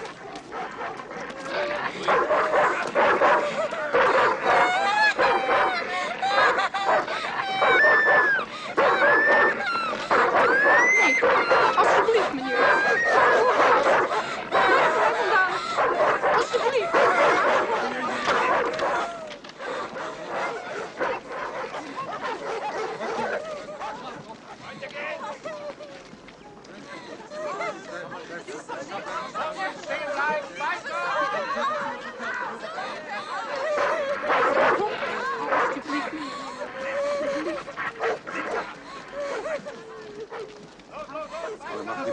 gaan, u moet verder gaan, u moet doen wat ze je vertellen en het kind mag niet huilen. Ja, Gaat u maar toch daar, verder? kijk, daar gaan we naartoe. Daar gaan we naartoe. Kijk, kijk, kijk, een bloem. Een bloempje, kijk. Kijk, niet huilen, lieverd. Niet huilen, lieverd. Kijk, die mag je hebben. Die mag je houden. Die mag je houden. Ja, kijk. Niet huilen hoor, nu blijf wel. Ik ben mijn moeder. Ik ben je mami. Alles zal goed zijn. Ja.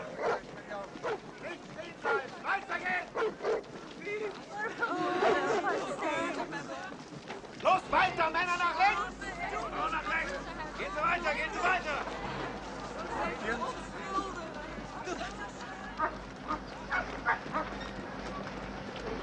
Reichsführer, now it's better to observe from over there. Please come with me.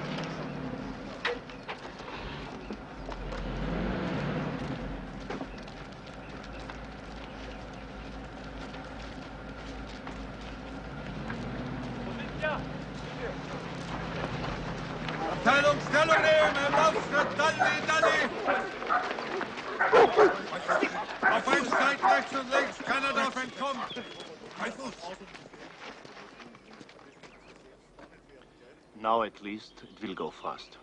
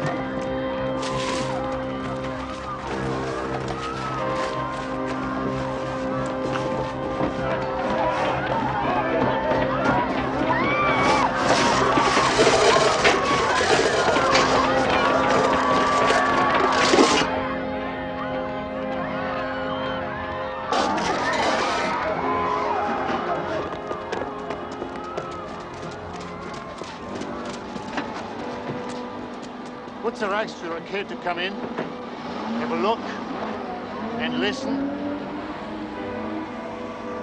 It's quite safe.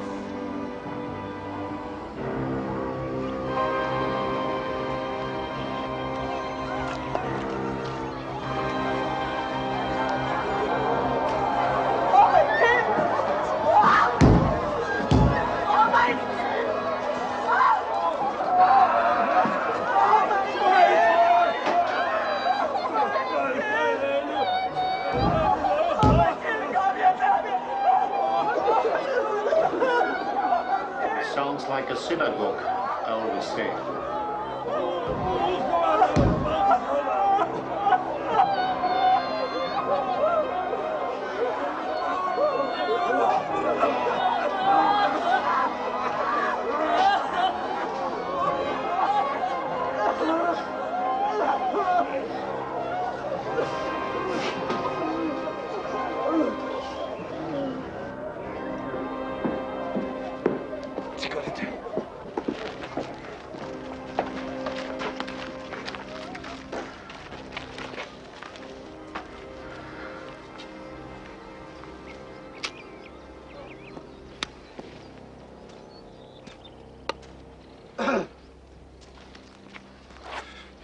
So, what's next? Around and back, Reichsführer.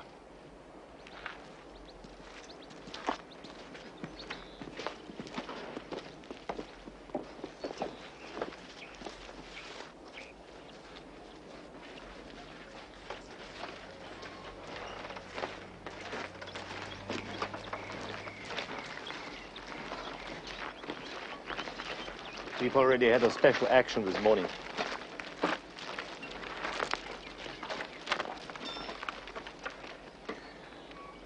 May I speak frankly, Reichsführer? This is our greatest problem. Disposal. I've told Berlin over and over that burial is no answer. Not on the scale Colonel Eichmann projects for special action. And what about the others? It's not only the Jews. We already have over 20,000 Polish politicals that will have to be dealt with. And the gypsies. More and more are brought in every day. Crematoriums? Of course, crematoriums. But there remain pretty models in the central building board, Reichsführer. Notes.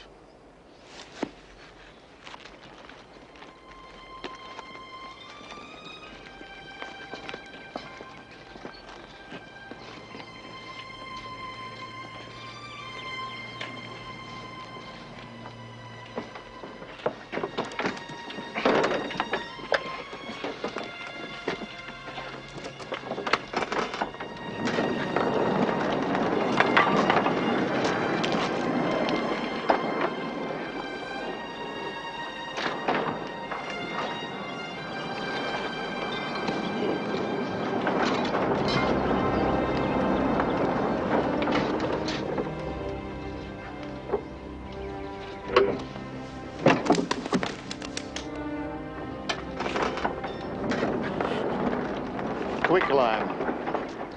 The bacteria count in the water here is already endangering the health of my SS. I say again, Reichsführer, disposal is the problem. Berlin is ignoring it.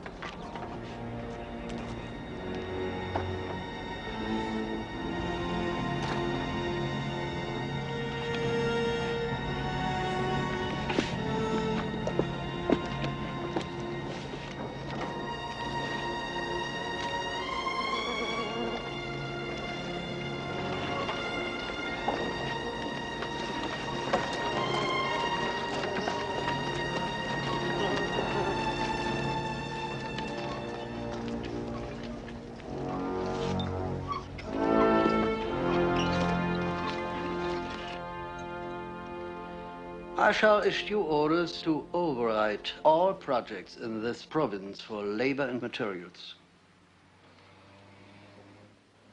The construction of crematoriums will take precedence even over IG Farben. Thank you, Reichsführer. Use your best construction crews. When crematoriums are finished, liquidate the crews. Understood, Reichsführer. The request of your medical unit to perform special sterilization experiments on Jewish women. Granted. Great news for our medical staff. You have given me an honest look at Auschwitz. You are doing your best under tough wartime conditions.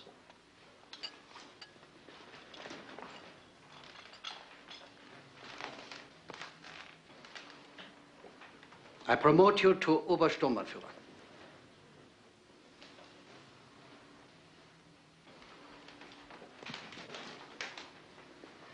Herr Reichsführer. I shall say goodbye to your charming wife and be on my way. You will not see me to the airport. We have too much work to do. Obersturmbannführer? Children.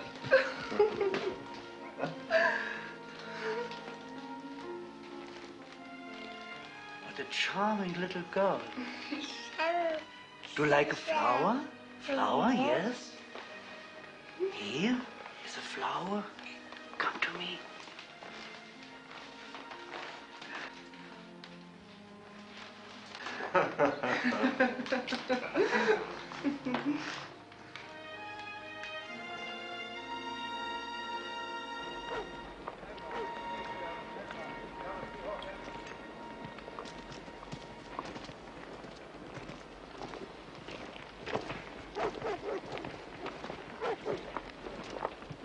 We have a new job. Arbeitskommando Crematoria. Crematorium. For ourselves. Never. It's possible to escape, even from Auschwitz.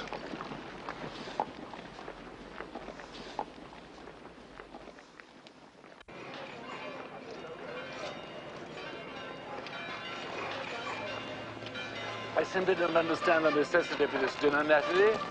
What kind of information could this baby doctor of yours have that could possibly interest us? I told you, Aaron, you didn't have to come. He invited us both. Well, it's 40 years since I came to a proper Sabbath meal, so we may as well hear what's so urgent.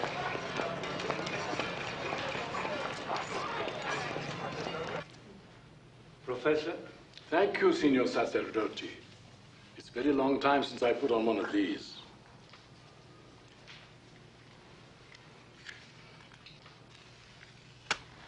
להדליק נר של שבת. ברוך אתה השם אלוהינו אמן. גוד שבת. גוד שבת.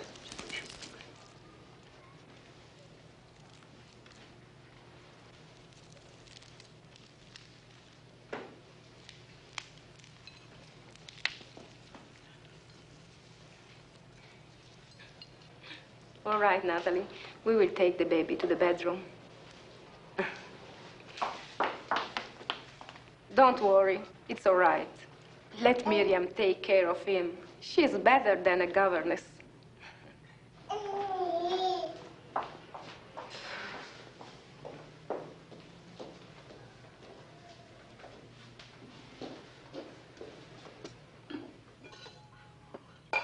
When did you last see your husband?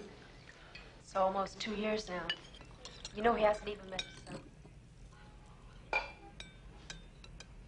This Brunello is very fine, Dr. Castelnuovo. From our own small vineyard. Mrs. Henry, I asked you here this evening because there are some things better not spoken of at the office. I have been in touch with Avram Rabinovitz. Avram? How are you acquainted with Avram Rabinovitz, my good doctor? My son-in-law and I partially finance the sailing of the Redeemer.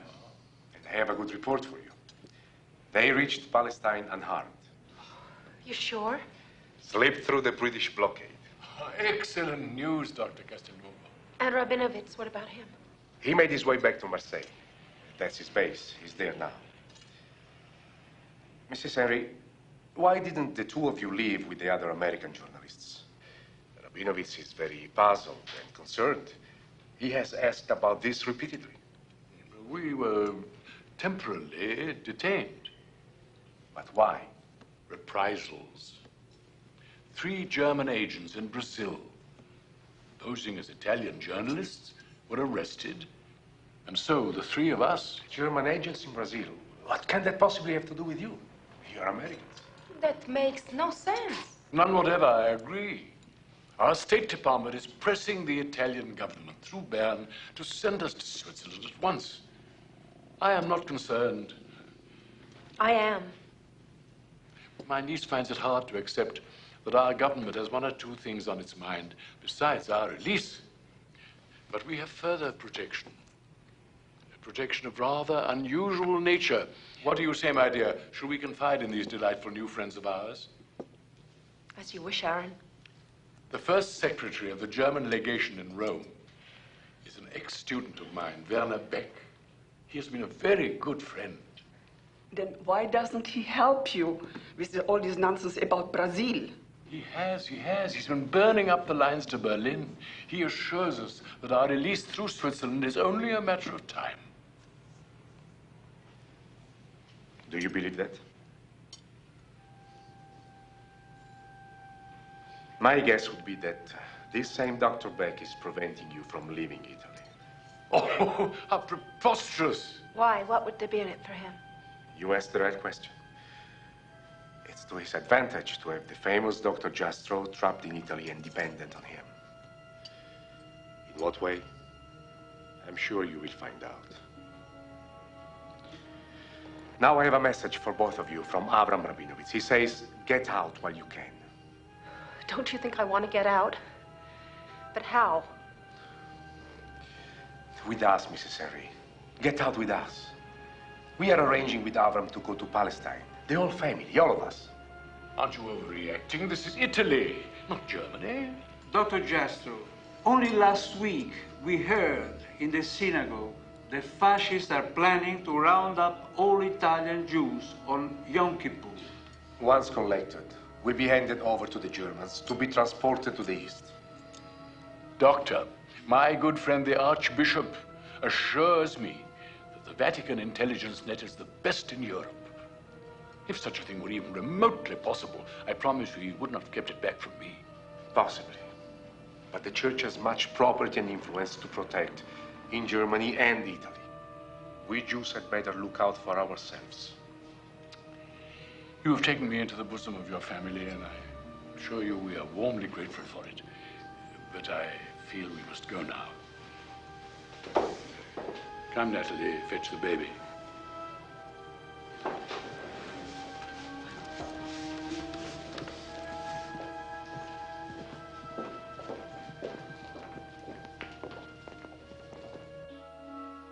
Don't be polite, please. Go ahead and read your mail.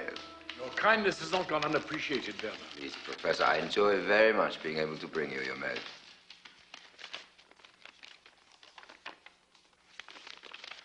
The Arch of Constantine, it arrived safely. Oh, just listen to this, Natalie. The Arch of Constantine, your best book yet. Classic stature, certain book club selection.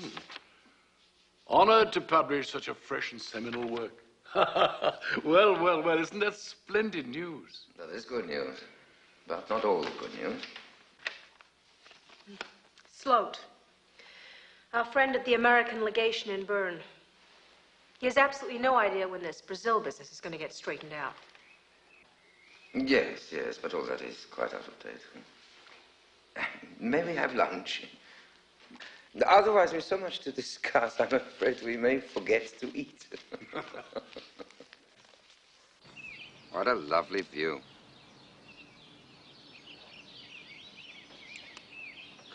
Won't you be sorry to leave it behind? Are we leaving it behind? That is why I've come, Professor. Then you have our releases? Not exactly. Almost as good, however. Professor, Italian radio wants to put you on the air. You and other famous enemy aliens, Berenson, perhaps, Santayana. Dear me.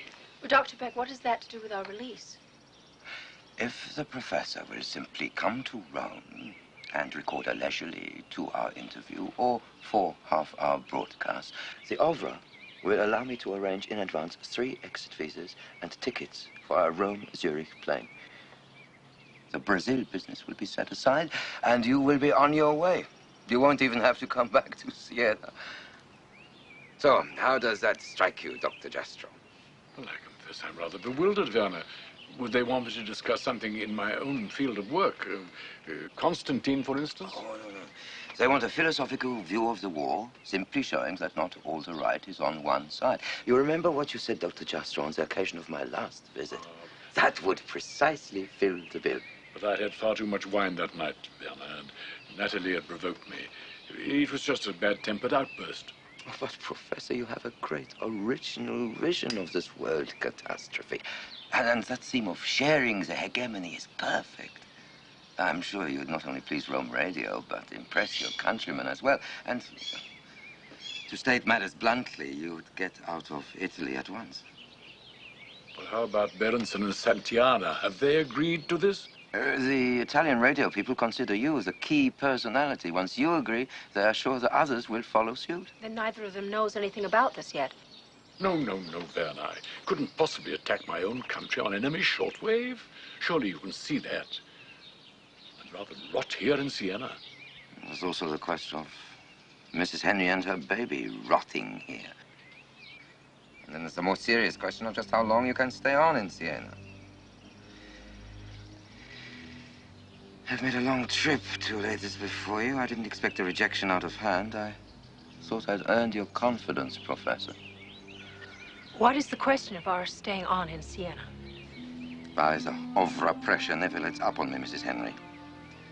You realize you belong in a concentration camp with the rest of the alien Jews? I was reminded of this very pointedly when the broadcasting idea first came up. Well, I can't fathom this. Surely we're guaranteed eventual passage to Switzerland, aren't we? How can Rome Radio blackmail me into wrecking my reputation? Just be firm, Werner. Tell them to put it out of their minds. I won't even consider it. That, I must tell you, is a grave statement, Professor. Nevertheless, it's my answer. And it's final.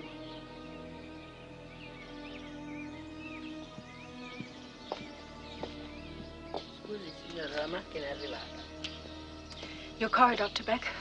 I'll walk with you.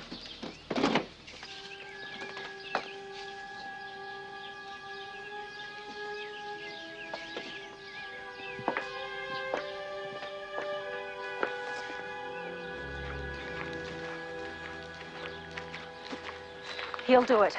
Do what? The broadcasting? Yes, he'll do it. Mrs. Henry, his resistance was very strong.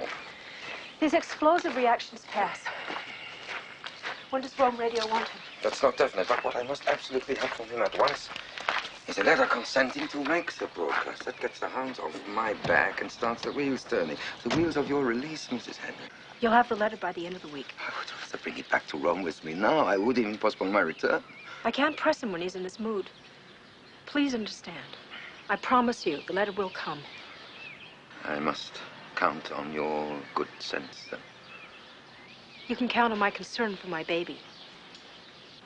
The greatest pleasure for me would be to see you all off to Zurich.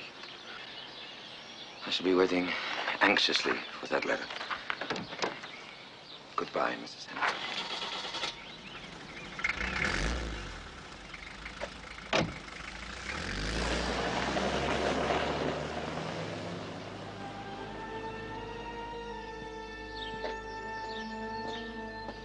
I just couldn't help it, Natalie. His proposal is outrageous. You shouldn't have turned him down flat. You should have stalled. Possibly. I'll never make those broadcasts he's asking for. Never. He took my outburst far too literally. No matter how badly the State Department has treated me, I still love my country. I will not go on the air for the Axis, disgrace my scholarship and mark myself a traitor. They can kill me if they like, but I won't do it. Then we're in real danger, Aaron. Well, that may be. But the first thing I want you to do, my dear, is to draft out a letter to Werner. Tell him that I apologize for my outburst and that I'm beginning to lay out 4 broadcasts, but be terribly vague about the completion date. Then I want you to go and talk to that young Jewish doctor, Castelnuovo. His plans for leaving Italy might take on a new relevance. My God, Aaron, this is a change. Well, I really haven't quite bargained for adventure at my time of life. Making a dash for it might seem a bit far-fetched. But I don't like Werner's new tune. But the important thing is to get you and Louis out of danger. So let's set about it, shall we? Of course, the Ovra may well be watching Castelnuovo, so it may be best for it to look like an office visit. Take the baby with you.